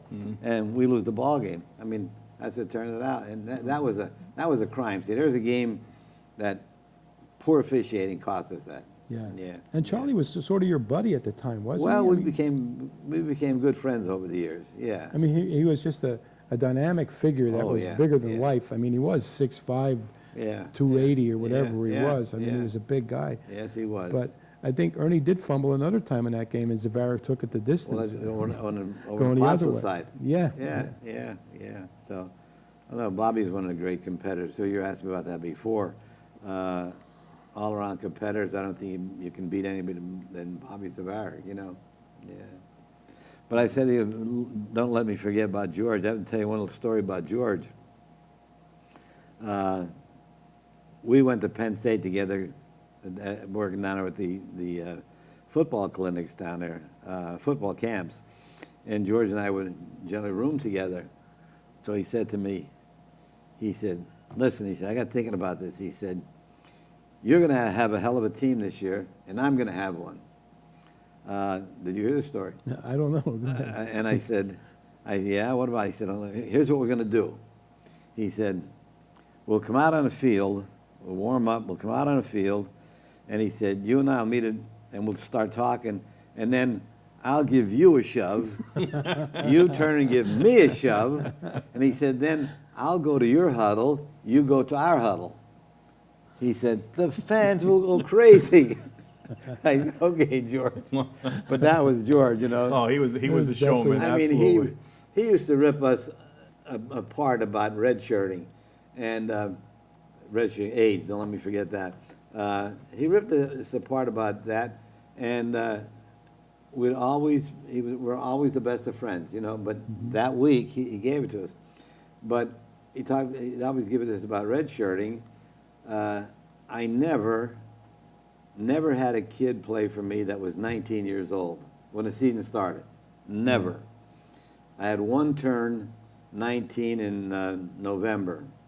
Okay, that was the only one I think, if my memory serves me right. One I had. George, every year, he had them 2, 3, 4, 19-year-olders playing. Yeah, so... Well, the other thing I remember about George is that 77 game, I don't know if you remember it, Jazz, where we kicked the field goal near the end to try to win the game, Greg Kent.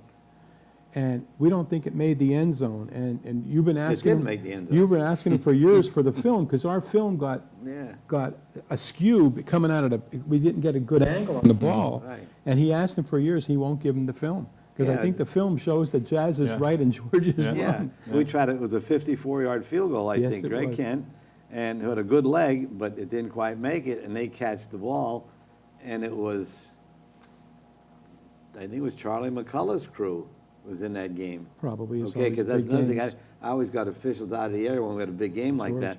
And he catches the ball, and he runs into the end zone, okay?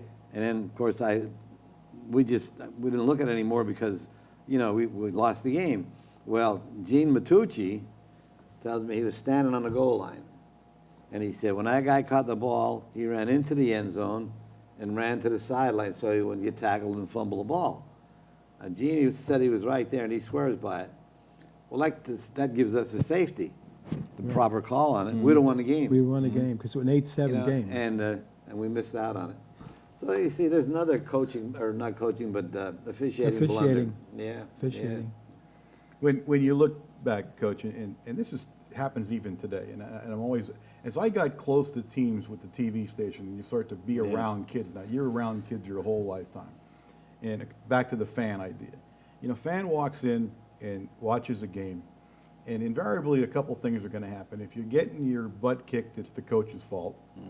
It's rarely the coach's reason that we're winning. It's just because we have good athletes.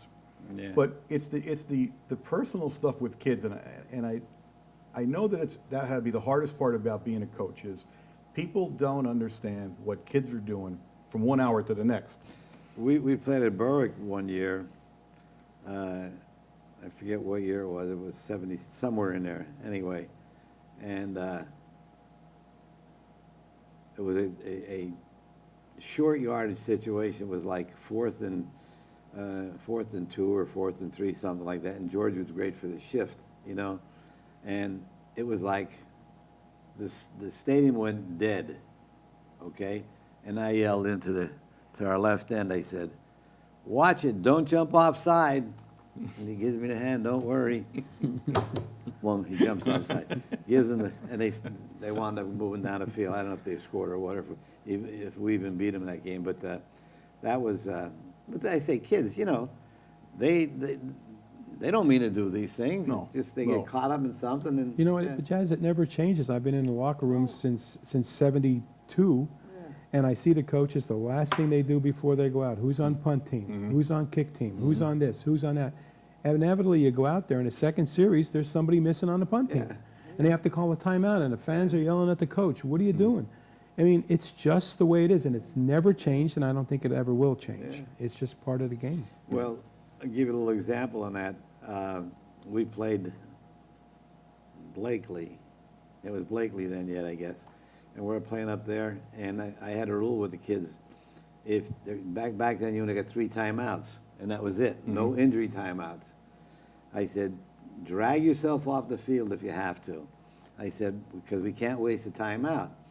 And it was a tight game, and so what happens, somebody gets hurt, Mike Samichik, I think, he was the blocking back, and he runs out of the game, he gets off the field, and nobody's coming in, so Eddie Morris runs in. Never forget that. And now, here's a kid who's just trying to help his team, and we're in punt formation, and Eddie, I remember it well. he's I remember that was the Remember it 70 backing well. up, looking for guys coming, not realizing, but he was never there before. That was the first, I think it was the first time he was ever in a backfield. That was the 70 game You know, against and they Valley blocked the View. kick and they scored a blocked it touchdown and on it. scored it. Yeah. And they Yeah, beat us unfortunate. 14-8. Yeah. I mean, it happens inevitably, you know, Yeah, but yeah. But that's like you say, being short, not being ready on the sideline. is there any game where you had to put a lot of preparation into, but the game works to perfection exactly the way you planned it? Is there any that stick out above any others? Well, the one I take great pride in is the Valley View game. I guess the one up there, what was that, 72 or 72. 72. there. We played up there. Kenny's kickoff.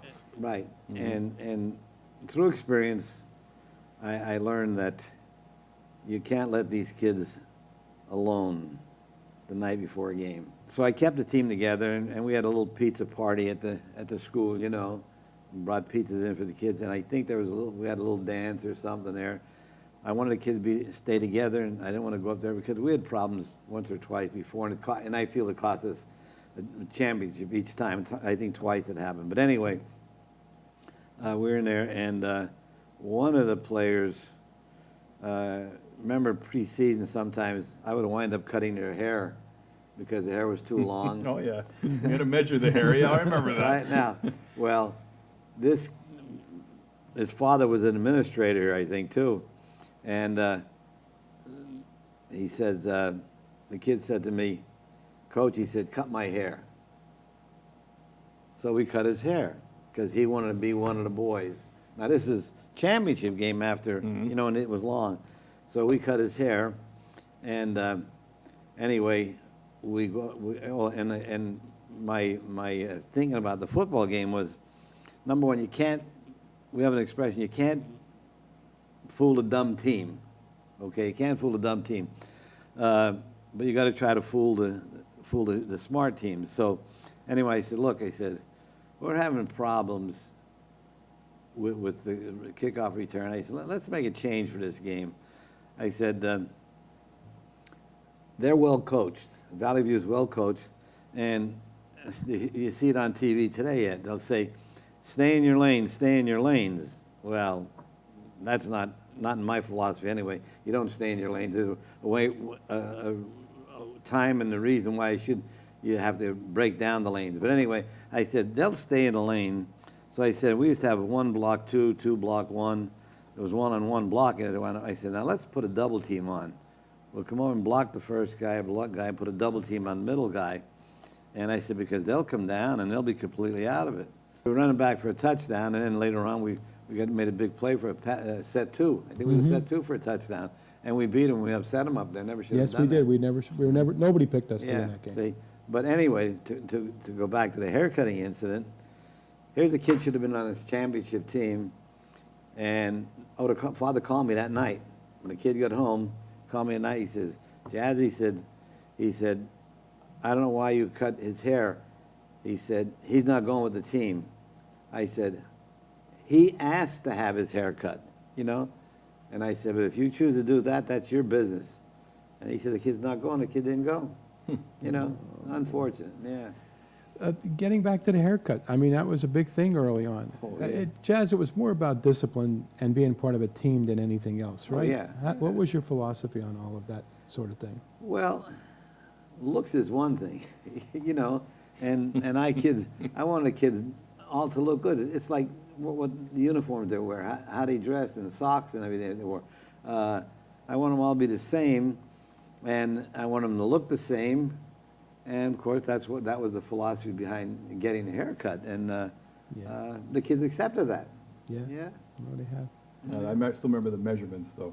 Then there was the thought that if you got your hair cut for the preseason. That's when you had to get a cut. Yeah. And you'd be okay through the season if you didn't. And there would always be the surprise measurement at some time in practice. Everybody took their helmet off, they remeasured it again, like around the 6th game of the season to see if you had it growing in yet. So, and that, you know, there's some things you stick in your mind with the rest of your life. And I remember when I first came and I met you, and you had that's the first day of preseason, and you all sat in the silver stands, right in the corner, and you spoke to everybody. And I still remember, you talk about like old school things that you stick in your mind. I remember that speech that began when you were trying to tell everybody that there was a difference between pain and injury. And we went on for all this time about you could be hurt, but are you injured?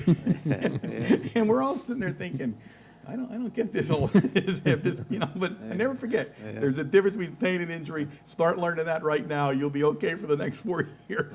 And that's how the talk started out. Nowadays, you have trainers, 15 trainers running onto the field, and I mean, it's completely different. You know, we had Tony. Gonzalo was the only guy that was going to be there. He had a couple of rolls of tape, maybe that was it, and a scissors. And you made do with it. And a bucket with a sponge in it.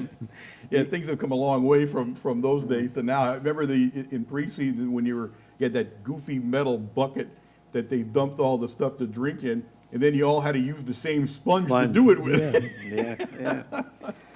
I'll tell you when it reminds me, going back to Kulpmont, my days at Kulpmont. We had a scrimmage Saturday morning, and I mean, it was hot. And we were there till about 1 or 2 o'clock scrimmaging. And no water. Back then, you got no water, and they gave you salt pills to take. Yeah, the salt pills were great ones too. Okay. Yeah. So, I say late in the afternoon when we're scrimmaging, Mike Terry says to us, he said, "Would you guys like a drink?" Whew, we want a drink. Yeah. Gibbsy, he's the manager, Gibbsy Katona. He said, "Bring the tub out." Well, the tub was almost the size of this table. They call it, back then, it was a number 3 tub. That was big. And they're coming out, and the water's carrying him, it's almost dumping it over, and he puts it down, and we go to, he said, wait a minute. He said, Gibbsy, give me the bag. And Gibbsy gives him a bag. He gets the big Mother Oats box. Remember, they still have them today, Mother's Oats. He got the Mother's Oats, and he dumped it in the water. He said, "Go ahead, guys, drink." Yeah. I mean, that was cruel and unusual punishment when you think about it. Yeah, now they say anytime you want to drink, go get it. Yeah, absolutely. Yeah. Jazz, we've talked about your teams and everything else and how you got there, but we haven't talked about you. And, you know, you're going to go down in history as one of the greatest coaches ever in high school football. Ed Romance Hall of Fame in '87, Pennsylvania Hall of Fame '88, Boston College Hall of Fame '89, Pennsylvania Football Coaches Hall of Fame '91, National High School Coaches Hall of Fame in '95. I'm probably missing something there too, but what are you most proud of with all these accomplishments that you've had as a football coach? Number one, I don't know. I'm proud that I was picked, but I have to go back to the kids, and it was the kids that did it for me. You know, if I wouldn't have had good football players and good fan support here, we'd have been nothing. You know, and so you'd wind up with nothing. Yeah. But that's the biggest thing, I think. Yeah. Well, when you did Mount Carmel, you coached for so long, and you were so successful, and then you went and you followed Carmi kind of around, right. and you ended up in all his stops. You know, I think 8 years. I think I was with Carmi. So something like that. When you look at there's a program such as like Danville, for example, a town probably our size or a little bigger, same AA kind of school, but a little bit bigger, more affluent, probably all those things. What would separate those teams from Mount Carmel? Like what's different between us and them? Do you think? I mean, can you?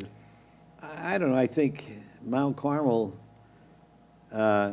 We don't have much here, and it's always been that way.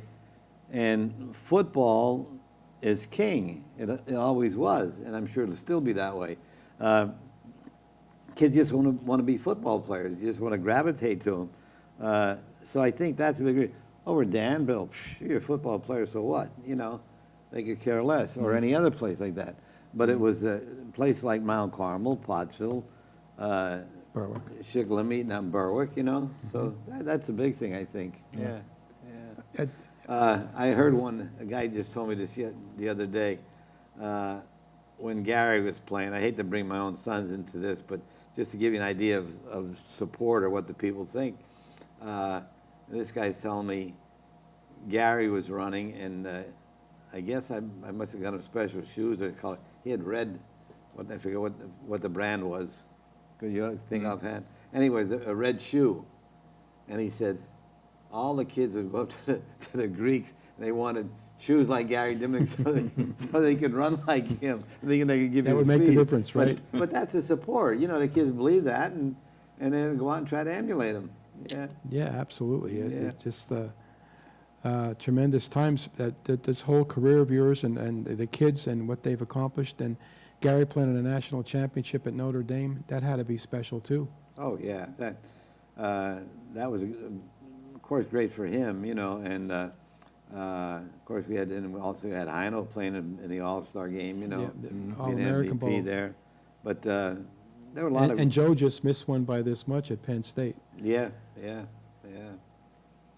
So, No, I mean, we have Carmi as the head coach now, a protege of yours, a player, then assistant coach under you. Much different personality-wise than you. I mean, he loses his mind on a good day in the middle of a game. And I always, people have said this to me about you. You never knew when you looked at you on the field whether you're winning or losing. You really did. I mean, you occasionally had those, where you'd question somebody's manhood on a good day, but for the most part, you're pretty even-keeled on the sideline. He coaches, the way he coaches is like you. You can see it in it. You can see the plays that he runs and how he thinks of it, but just a much different personality. But he always attributes so much to you over the years. I think all over these years, Carmi gives me a lot of credit, praise, what have you, and he's done it himself. I hope he learned something from me, and I know he did, but he gives me too much credit. And I said to him, Carmi, don't be giving me credit for anything, because you're doing it on your own. But going back to him, when he was coaching for me, Faye, let me go back a little bit. Don't let me forget going, Okay. I keep forgetting here. But I needed a coach, and I'm in the Union Bank, and there's a big line. So I'm waiting in line, and who comes in but Carmi? And I thought, well, here's a guy. And so I asked Carmi, I said, how'd you like a coaching job? He said, I can't do it. I said, well, think about it anyway. Well, winds up, he decided to come and coach. So he's with us, and of course, like he said, the big thing he attributes, what he learned, he said, was that he'd be at meetings and he wouldn't contribute much because he didn't know, but he said he was taking notes all the time. But to hear me talking to Bob Botello and this guy and that guy, whoever it was, and he learned from that. But he always wanted to be known as a football coach, which he is, and he's a damn good one. He loved Monday nights because he was the coach of the JV team, and I call him a Mississippi gambler. I mean, he like the jet, which is a pitch out to the right or left. Nobody out there but the tackle coming out the block. He'd call that back inside his own 5-yard line. I would never think of doing something like that back there, but he would gamble, try different things here and there, and he's still doing the same thing today. I mean, nothing fazes me. If he thinks something will go, he'll go by it. No, he's done that his whole career, and I think Carmi's back where he belongs, Jazz. It took a long time, but he should be a lesson in perseverance to people. That he was turned away a number of times, and he had to go around in a huge circle to get here.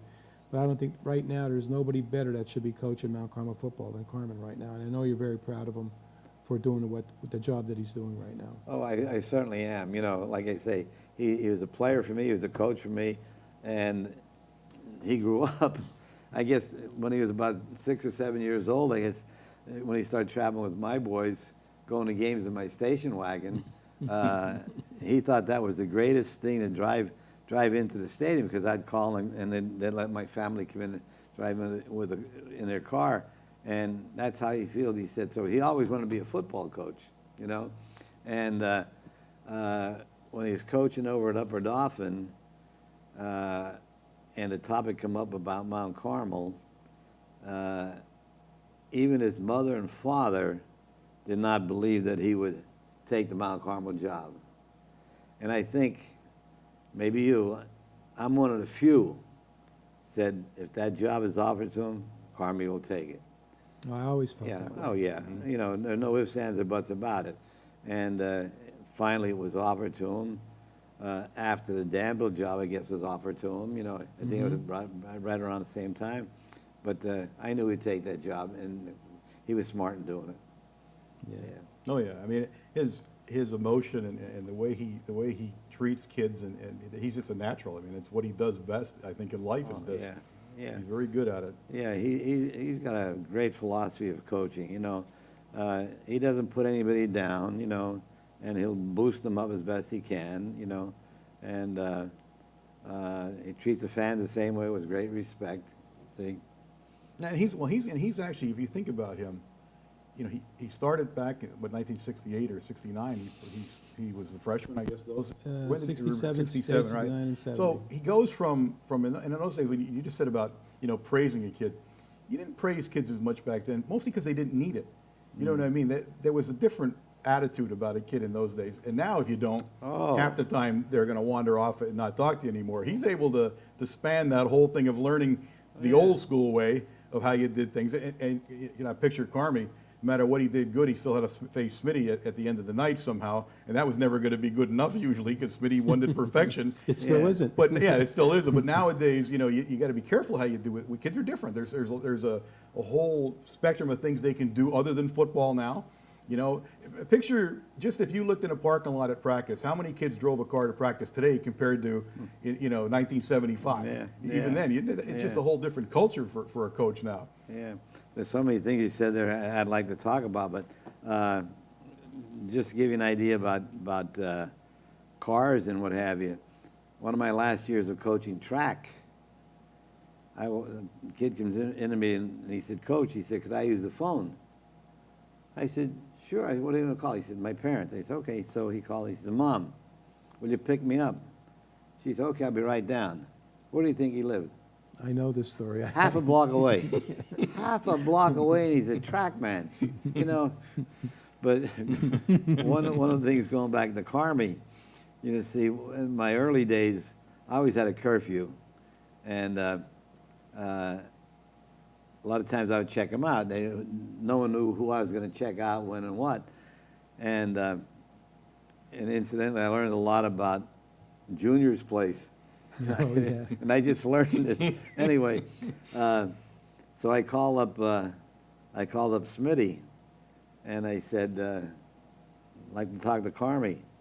It was after 10 o'clock. He said he's in bed. I said, "Well, get him. I want to talk to him." And he had to open up there, but he wasn't up. He was out. Yeah. Jazz, along that line, we talked about this, you and I, at one time. We talked about the curfew and being on top of things, and we also talked about you being harder on your own boys. You told me a story once about how Gary was late and what the repercussion of that was and how you handled it. Yeah. You want to relate that to the folks? Yeah, well, my curfew was a curfew, and it applied to my kids. And it reminded me Eddie and curfew. And that's a good one you'll like. Gary broke curfew, and I said, "Gary, you know the penalty." "Yeah, Dad, I know." So we go to practice the next day, and we come out there, we did our pre-workout, and I said, "Okay," I said, "Guys," I said, "Gary broke curfew last night," and I said, "He's got to pay his dues." So I said, "Okay, Gary." So Gary comes running out in the track, and all of a sudden, Coach Jack Linetti was the first guy. And Jack didn't want to run. I mean, he was too heavy to run laps. He said, "I was with Gary. I broke curfew." And another guy said, there were two or three of them. So they broke curfew, and they ran with And it. volunteered to do it. I mean, I just think That's how it teaches the life lesson, too. I Yeah, just think there's a yeah, lot to be yeah. taught there. But going back to my Eddie about curfew, and I learned about some of them. I don't know all of them, but if they get the curfew, they'd come up and they'd just wait until right before 10 o'clock. You know, I think 10 o'clock was during the week, and then Saturday weekends was like 11, I guess. And they'd wait in the front porch, and then they'd walk in. Well, Eddie's out. So Mike and John went around the whole house and changed all the clocks. Ed walks in, and now he broke curfew by 20 or 30 minutes. Well, he was so shook up, and but it was unbelievable. But he I didn't guess know that I his was- brothers protected No, him. no, at that time, yeah, they broke curfew. Yeah, Nowadays, if you were still coaching the way you did with the phone calls and all, you could probably GPS their mobile phones Oh, and know where they are at all absolutely. times. You could have Sure, like yeah. you could get a computer screen and find everybody's yeah. exact location. yeah. Although we don't do curfews anymore. All those things are Oh, pretty much things of the past, it seems these That's days. right, yeah. Just show up and we'll be happy. Yeah, Yeah, that's what it well, comes down that's to. true, Yeah, too. there's a different expectation, that's for Yeah, sure. Yeah. When you're looking at us now and you see, we thought Carmi, being the head coach now, of course, a successful year last year. As we look in, in the future, it's a small town getting smaller. The competition is getting better and catching up to us in a lot of ways. Yet we're still successful. You wonder how that's had. It's good coaching, some of it, but there's still something else there with Mount Carmel area.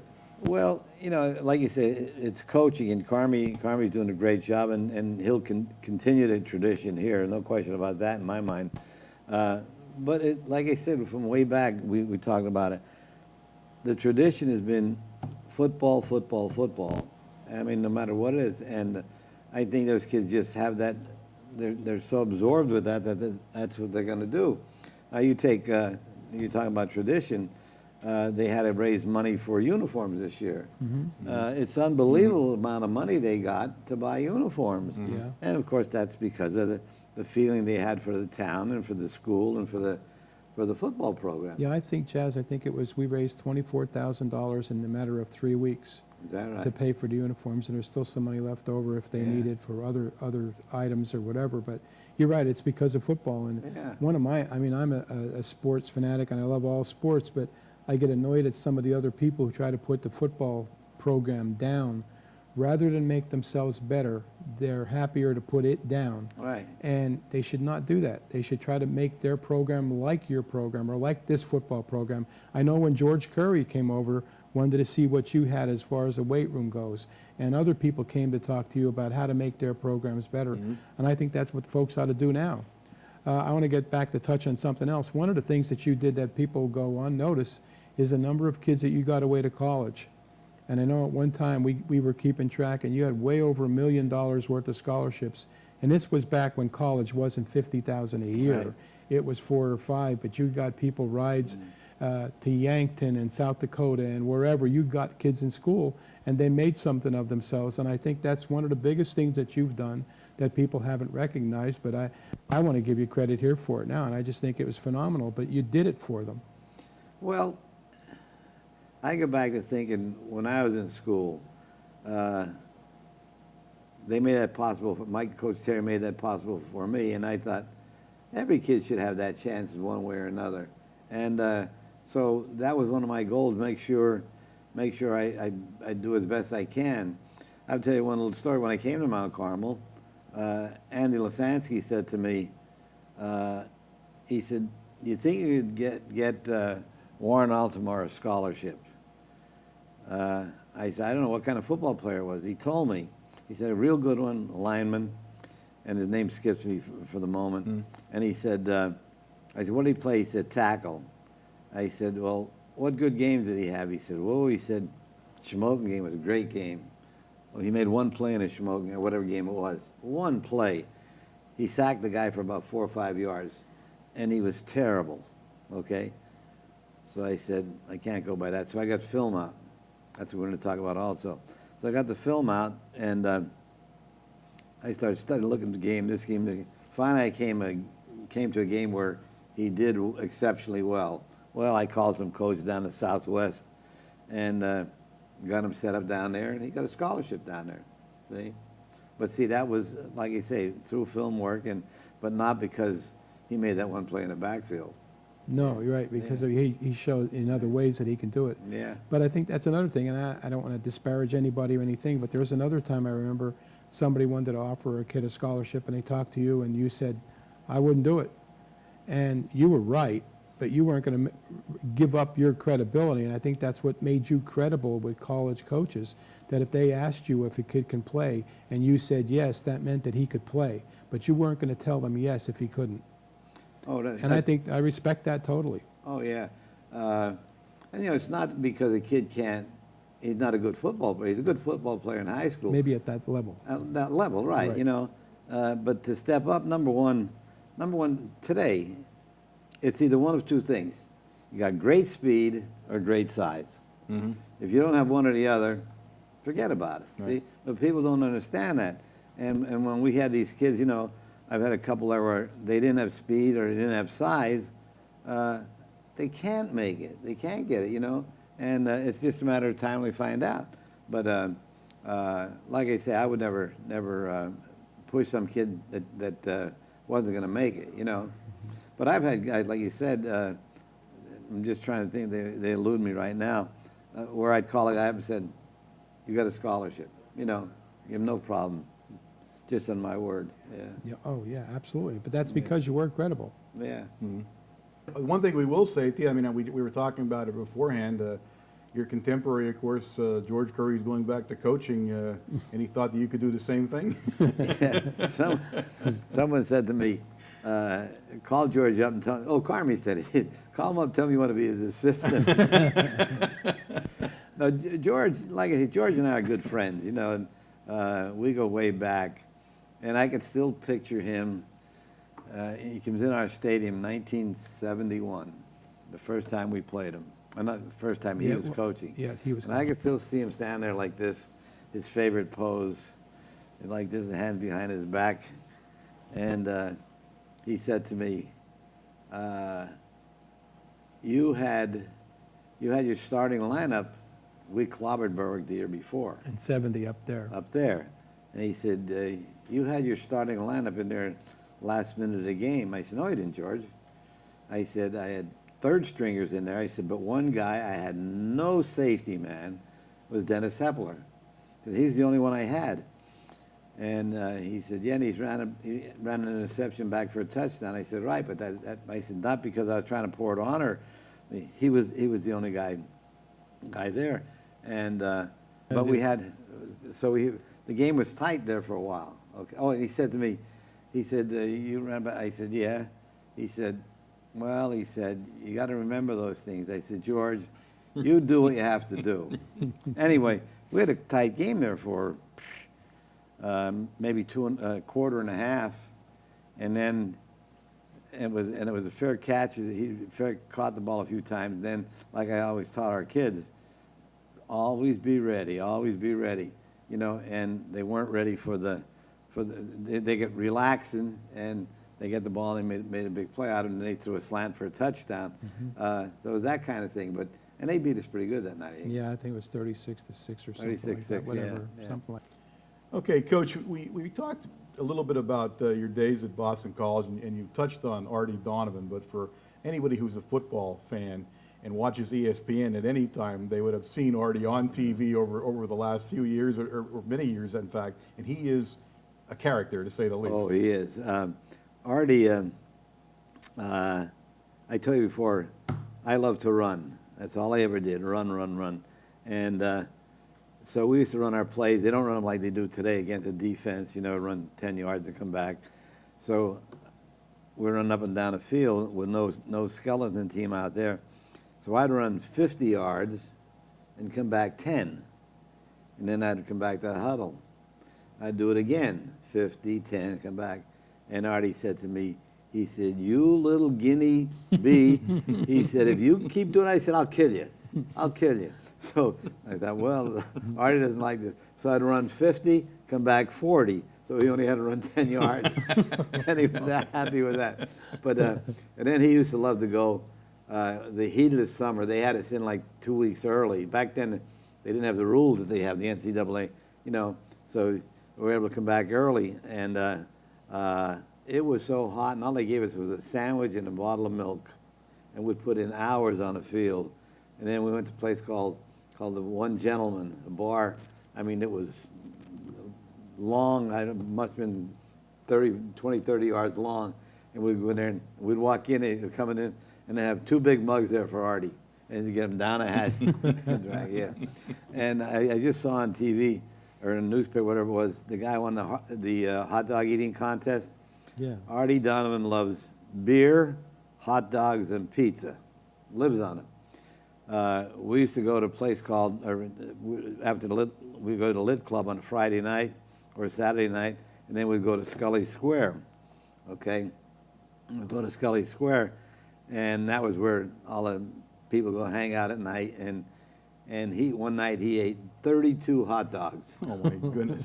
Now, after drinking all that beer. So he'd be in a contest. He'd be in a contest today, no question about it. But he was something, yeah. Oh, and I got him his first speaking engagement. St. Stan's in Shamokin, they were putting a banquet on, and they said they wanted a speaker, and they said, could you get somebody? I said, how about Artie Donovan? Plays the Baltimore Colts. Could you get him? I said, I don't see why not. So I called Artie up. He said, yeah. He said, I'll come up. And he came up and they paid him $75. And that was his first speaking engagement. And he was a big head. You listen to him, he just takes over. He's just a great guy. When you see him on TV, you know that. And then, of course, I guess what year 60, about 6 and 5 was that? What year is that? 71. About 71. I called him in about 71 if he'd come up and be our speaker. And he said, just talk to my agent. He said, what kind of team did you have? And I said, well, we were 6 and 5. He said, you don't want a banquet for those guys. And he didn't come up. I don't know why he didn't at that time. No. But that was Artie, yeah. But, you talked about banquets, and our tradition here had been, with Harold Grossman's effect, and we've had some great speakers over the years, the Four Horsemen and Paterno and Johnny Majors and whatever. You look at some of the traditions at Mount Carmel, and one that I look back on, it's still going today in a different form. But you were on the original breakfast club, something that no one else was doing at that time, where after church on Friday, and it was only 10 or 12, maybe 15 of us at any given time. That was a big crowd, yeah. And honor, the player from the last game, present a football to him and things like that. And that went on for years and years. And it was always funny because we would spend money and buy things and all, but then at the end, it seemed we never had enough money. And then it was either myself or Joe Cheddar had to go to your house and tell you that we needed, $20 or whatever to get through the thing. Yeah. But that's now become the supper club. Oh, I know. That's big now. Yeah, I mean, you're talking 70, 80 people in a room on a Thursday night before the game. And we brought so many people in over the years from other areas who are just stunned that, a small high school at that, can do something like this. And all of it goes back, again, to some of these traditions that began with you, and a couple of guys got, interested in doing something. And, look where it's at now, where we've, Jose and I probably I can't even name all the things we've bought and given to the kids over the years because of the money we've raised with it. You're talking about those traditions too, though, Warren, the church thing. I mean, Mass on Sunday, or not on Sunday, Friday before the game.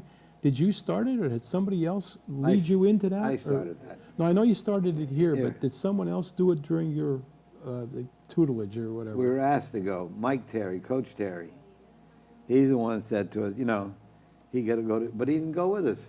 He didn't go. No. He'd say, I think you guys should go to church before the game. So we'd go, and I'll tell you what, if you didn't show up, man, you were in trouble. You answered to Barkey. I mean, Barkey was the big cheese on that team, big chief, and so we'd go to every game. And I'll tell you, if you miss for some reason, like get up later, you're terrified to go to school. You'd run into these guys.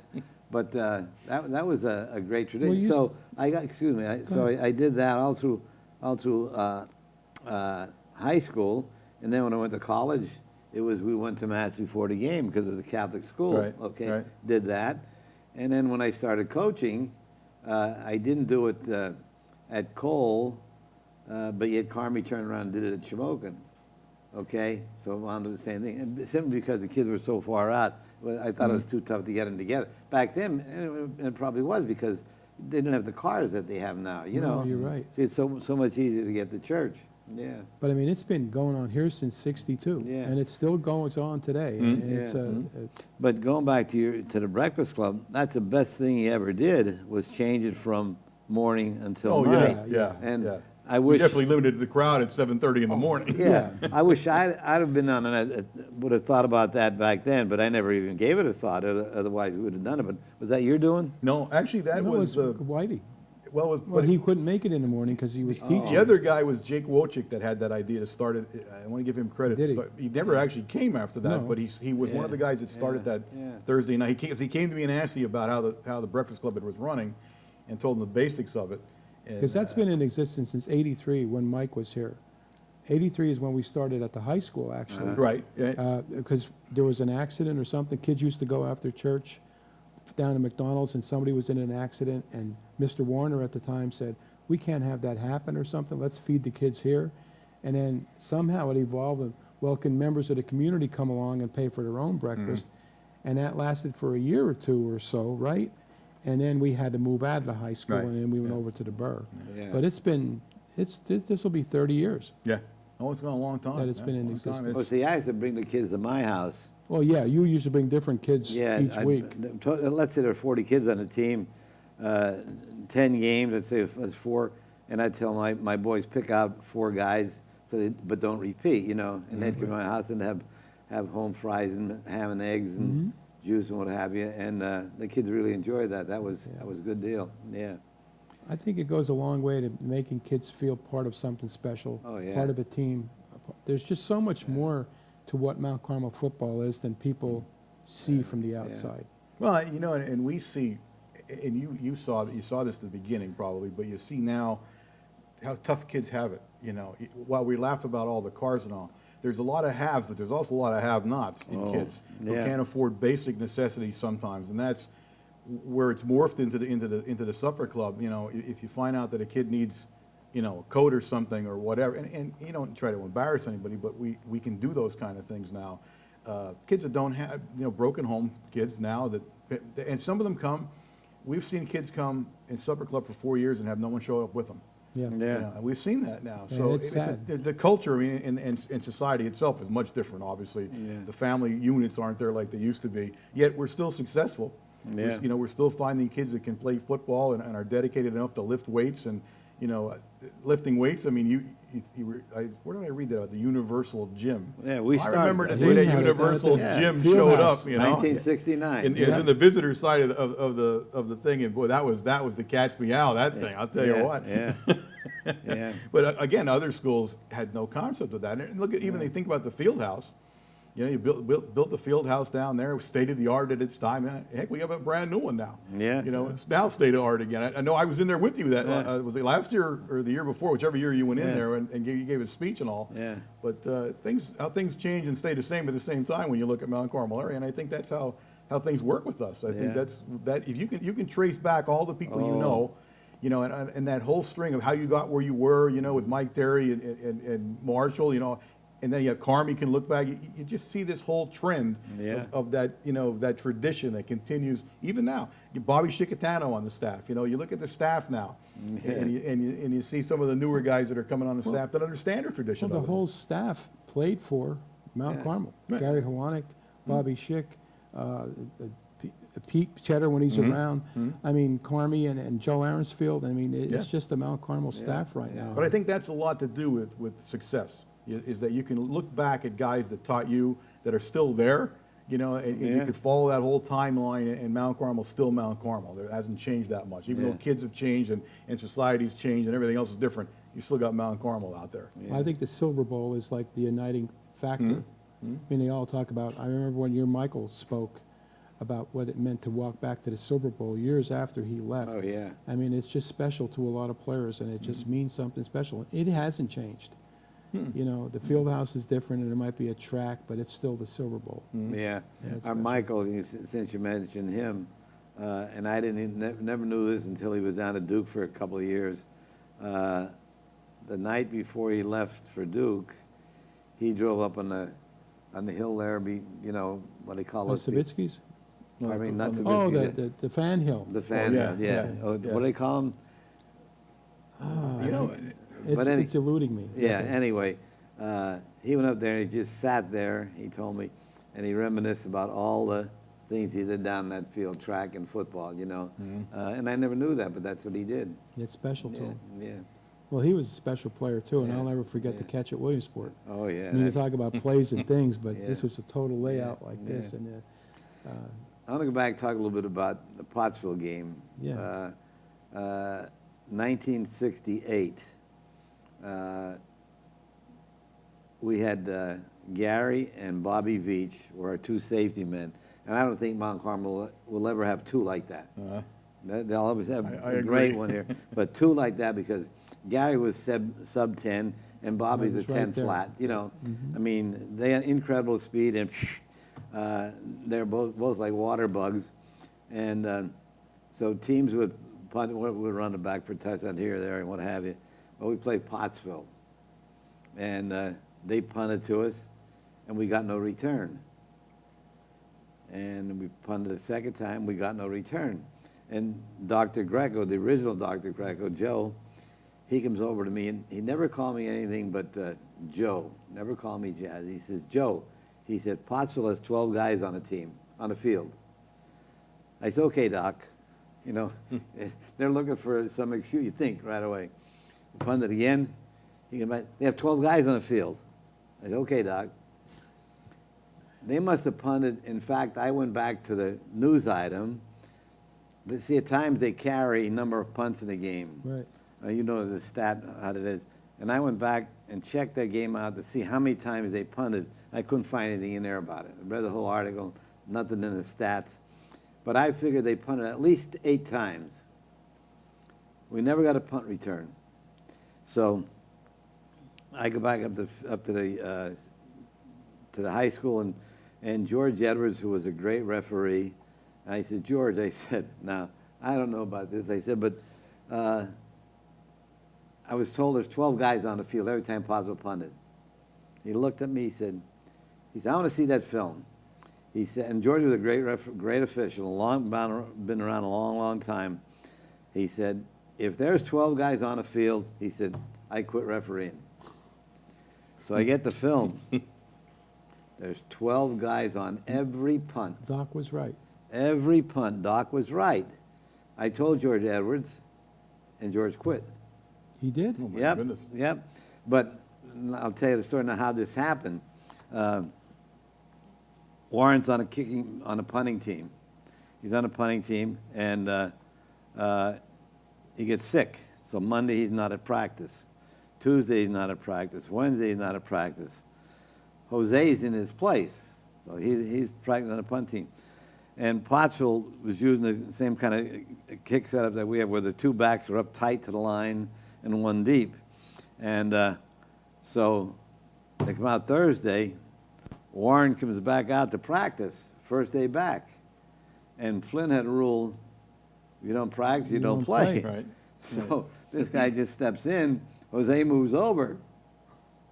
Okay, so now they have that 12th guy on the field. Yeah. So you think Flinney didn't even know this? Flynn didn't know it. I spoke at a clinic, a football clinic in Pottsville, talking about our specialty game, and Bill's sitting there and he's laughing. And he had no idea, but that's God's honest truth that happened, because I talked to a guy with the poles over in Locust Gap, and he's originally from Pottsville.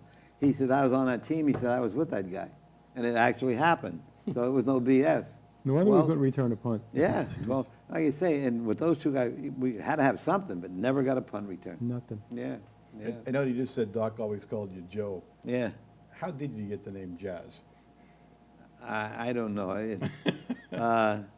It's one of 2 ways. When I was a little kid, somehow I wore a jazz bow tie. I would say, so it could have been from that, or it could have been one of my uncles called me Jazoo. So I don't know where it came from. It Jazz just Jazoo. evolved. Yeah, Had a long yeah. time, though, I'll say that for you. Yeah, yeah. In fact, it's funny, there are people who don't know your name Oh. is Joe. Well, Yeah. along the name line, one of the things that impresses me most to this day, Coach, is that whenever you're up the store, wherever we talk a lot, we're always, kibitzing about something, and whoever comes in the store, it doesn't matter who it is, they always say, hello, Coach. how you doing, coach? You're still the coach. Yeah. And they still treat you with No, that you can always be a respect, coach. even to this There's day. no way you I don't mean, be a coach You're anymore. the coach. Yeah. I And- always enjoy seeing that. And when people, different people call me Mr. Diminick, I said, please call me Jazz. You know, I'd like to say call me coach, but I just say call me Jazz, you know. And some say, okay, I'll never call you that. You know, some do Well, I that. know one who does that, Yeah. and I won't mention his Yeah, name, but yeah. he says, I said, why do you do that? I said, we're all friends now. And he goes, he was my teacher, and I was taught to call my teachers Mr., and he's still Mr. Diminick. Yeah. And he says it every time, and I'm impressed Well, by that. and that's true. I mean, your wife, you know, now I'm around your wife many years later, but I grew Yeah. up with Kenny. Yeah. You know, went to your house and all, and she was Mrs. Mrs. Diminick. Diminick. She's been Mrs. Diminick forever. I mean, that's Yeah. never changing. I Yeah. couldn't make that transition Yeah. to say hello, Ann Louise. It's hello, Mrs. Diminick, Yeah. and that's the Yeah. way it's always going to be. And that's just the way Yeah. you're brought up and you're used to something. Right. You can't Right. change at that point. Yeah. Let me ask you, you talk about how the town was, say, back in the 70s. So let's go late 60s, early 70s, and tell the truth now. How much did you actually learn about coaching from the strategy sessions at Lasansky's Barbershop? You wonder if it was the same game on Saturday morning that you saw on Friday night when you were sitting in there with all those guys in there. Talk about being picked apart when you show up and all. Why'd you do this and what did you do this and I would have done this. Well, actually, I didn't get much of that. Maybe one guy was there, and we talked like we're talking now. And then I started getting hate letters, whatever you want to call them. And you know, after a while, the guy finally, I don't know if he called me or sent me a letter. He was the guy questioning me and being so nice to me in the barbershop. And he apologized for all that activity prior to that, you know? I was good natured for the most part. I mean, but it Oh, was, yeah. I mean, you'd go over every single play. Yeah, I mean, yeah. they memorized everything, and then Yeah. you had to go through the whole thing. And you had 20 guys in the barbershop, and nobody got a haircut that day. That was the best part of that barbershop. Nobody ever got a haircut. They just all sat around all the time. Yeah. But you know, what you're reminding me now, though, when you talk about the barbershop and you talk about other traditions that go on here, all these Friday night light movies that are out now and these specials that are on TV, Mount Carmel could have been the blueprint for all of it, because when I watch it, it's what we experienced. Yeah. It's what we had here. Well, I don't know. One of my later years, we weren't going to have a good year. I don't know what that was. When I say not a good year, maybe Yeah, 7 and 4. I was going to say, how something many like wins that, is you a know? good year or Yeah, not you a know. good year? Well, I don't know who called me, ESPN or somebody. They wanted to do a story on us, just like you see they're doing stories on these. Most of them, I think, are Western Pennsylvania. Yeah. They want to do a story on us. They said, you can have a good team. And, of course, I level with them. I said, we're going to be so-so, you know. And they said, well, we better not do it this year. And they didn't do it. So hearing you say so-so doesn't surprise me either, because if there's one difference between Coach Carm and you, Coach Carm is always positive, we're going to win this, I think we can make it to the state championship or whatever. And whenever they interviewed you, oh, we have nothing coming back, we're not going to be any good. I have nothing, I lost all my running backs, and you're always playing from Yeah. the underneath the deck. But I think it was derived by you that you didn't want kids to get big heads, or you wanted them to work Well, hard it and prove you wrong too. It wasn't so much that, Jose. But when I came here and I said to them, I was looking to protect the kids.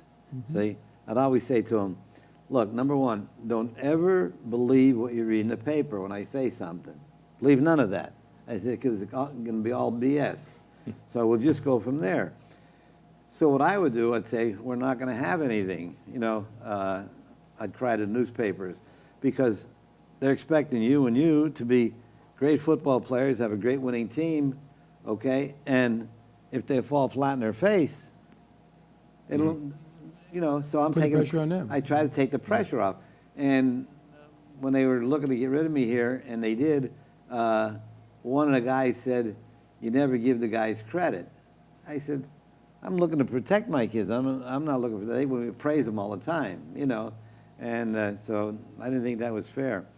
That's a long And honest. you can see how things change, though, over the years. Oh, yeah. You know, we talked about it earlier about when I grew up and all, you didn't, I mean, you weren't getting patted on the back all the time. You did things because you were expected That's to, and that's right. the way it Yeah, was. yeah. But society's much different nowadays, you know, Oh, and yeah. that positive reinforcement Yeah. that everybody seeks all the time, and Yeah. you know, that's, and older guys, and it's older guys that I'm talking about us, even Yeah. me, you know, we don't, that's not how we do things. We're not used to doing stuff like that. And you know, you went home and, you know, most of the time you never did anything right, to tell you the truth. When you got home, Yeah. there was always something you did wrong, you know, Yeah.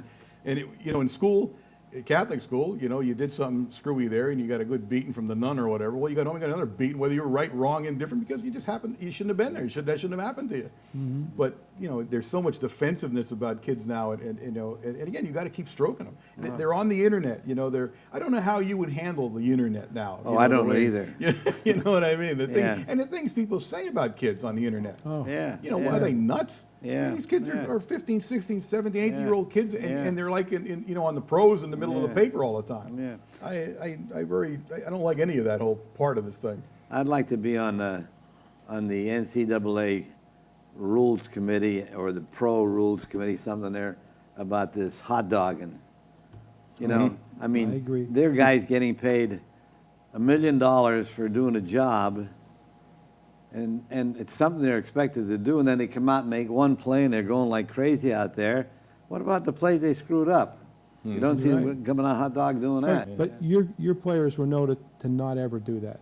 Oh yeah, well, Well, your that's teams when did they not got hot. handle that. Well, we're playing Pottsville, and Carmi, I think it was a Pottsville game, but Carmi we put in what we call a West I think it was Hazelton. West Hazelton, and Carmi comes out and he's running down the sideline, and 54 and yards. he got the ball up in his hand here, and he said, "Holy crap, am I going to catch hell?" Because I didn't believe in that, you know. No, you Yeah. never did. Going back to what I said about crying the blues and protecting my kids, I was honored at a Rotary banquet or something, and Red Miscavige gave me a crying towel, you know, and I still have it. But to give you an example, or Smitty was one of my best friends. I'm crying to him about the team, and Dick Brady was still in town, had the Cadillac dealership, and they were real close. And so I'm crying, and Smitty said, "What do you think?" I said, "Oh, not gonna be a good year." So he's talking with Dick Brady, and he says, "What do you think about this year?" He said, "We're gonna have a good year," Brady says. Smitty said, "I'll tell you what, I'll bet you $10 a game."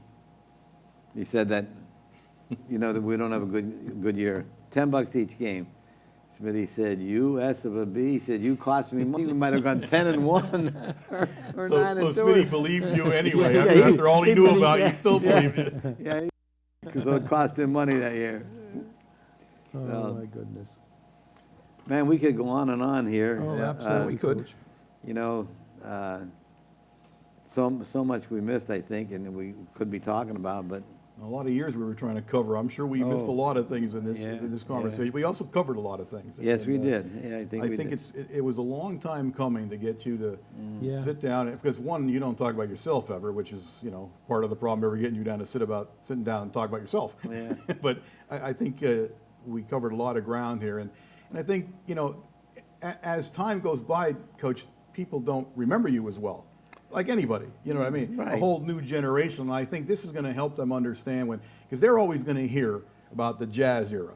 You Yeah. know, and obviously, if you look back at the wins and losses of those years, you want to It hear about speaks that. for That was itself. special. I mean, it was Yeah. a special moment. But they would not have known you as well.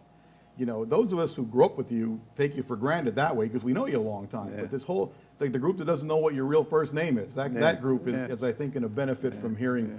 And hearing how you began, you know, back in Kulpmont, back in those days when just a little school and all the way to the New York Giants for crying out Yeah. loud, and then such a successful career. And I think it's important. I Yeah. really do. I think it's important to that tradition we talked about, that people get to see this, Yeah. and they'll see it many times and for a lot of years. So I think that's the best thing that we could have done here. And I said, I'm glad you sat down with us. I Yeah. really am. It was a long time coming.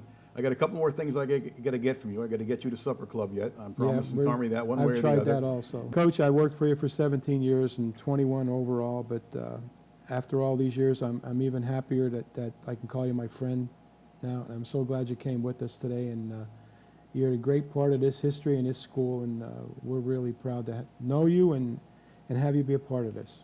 Absolutely. It's been a pleasure and it's an honor Well, it's to all sit been, down with you. It really is. it's been my honor to be here, and I'm just so thankful and happy for it, you know. Well, folks, great. you're going to get a chance when you're watching this. Again, this is history. This is something you may not have heard before, and it was a great time to be able to do it. We hope all of you enjoyed it. And again, stay tuned to WKMCTV, the Mount Carmel Area High School broadcast station.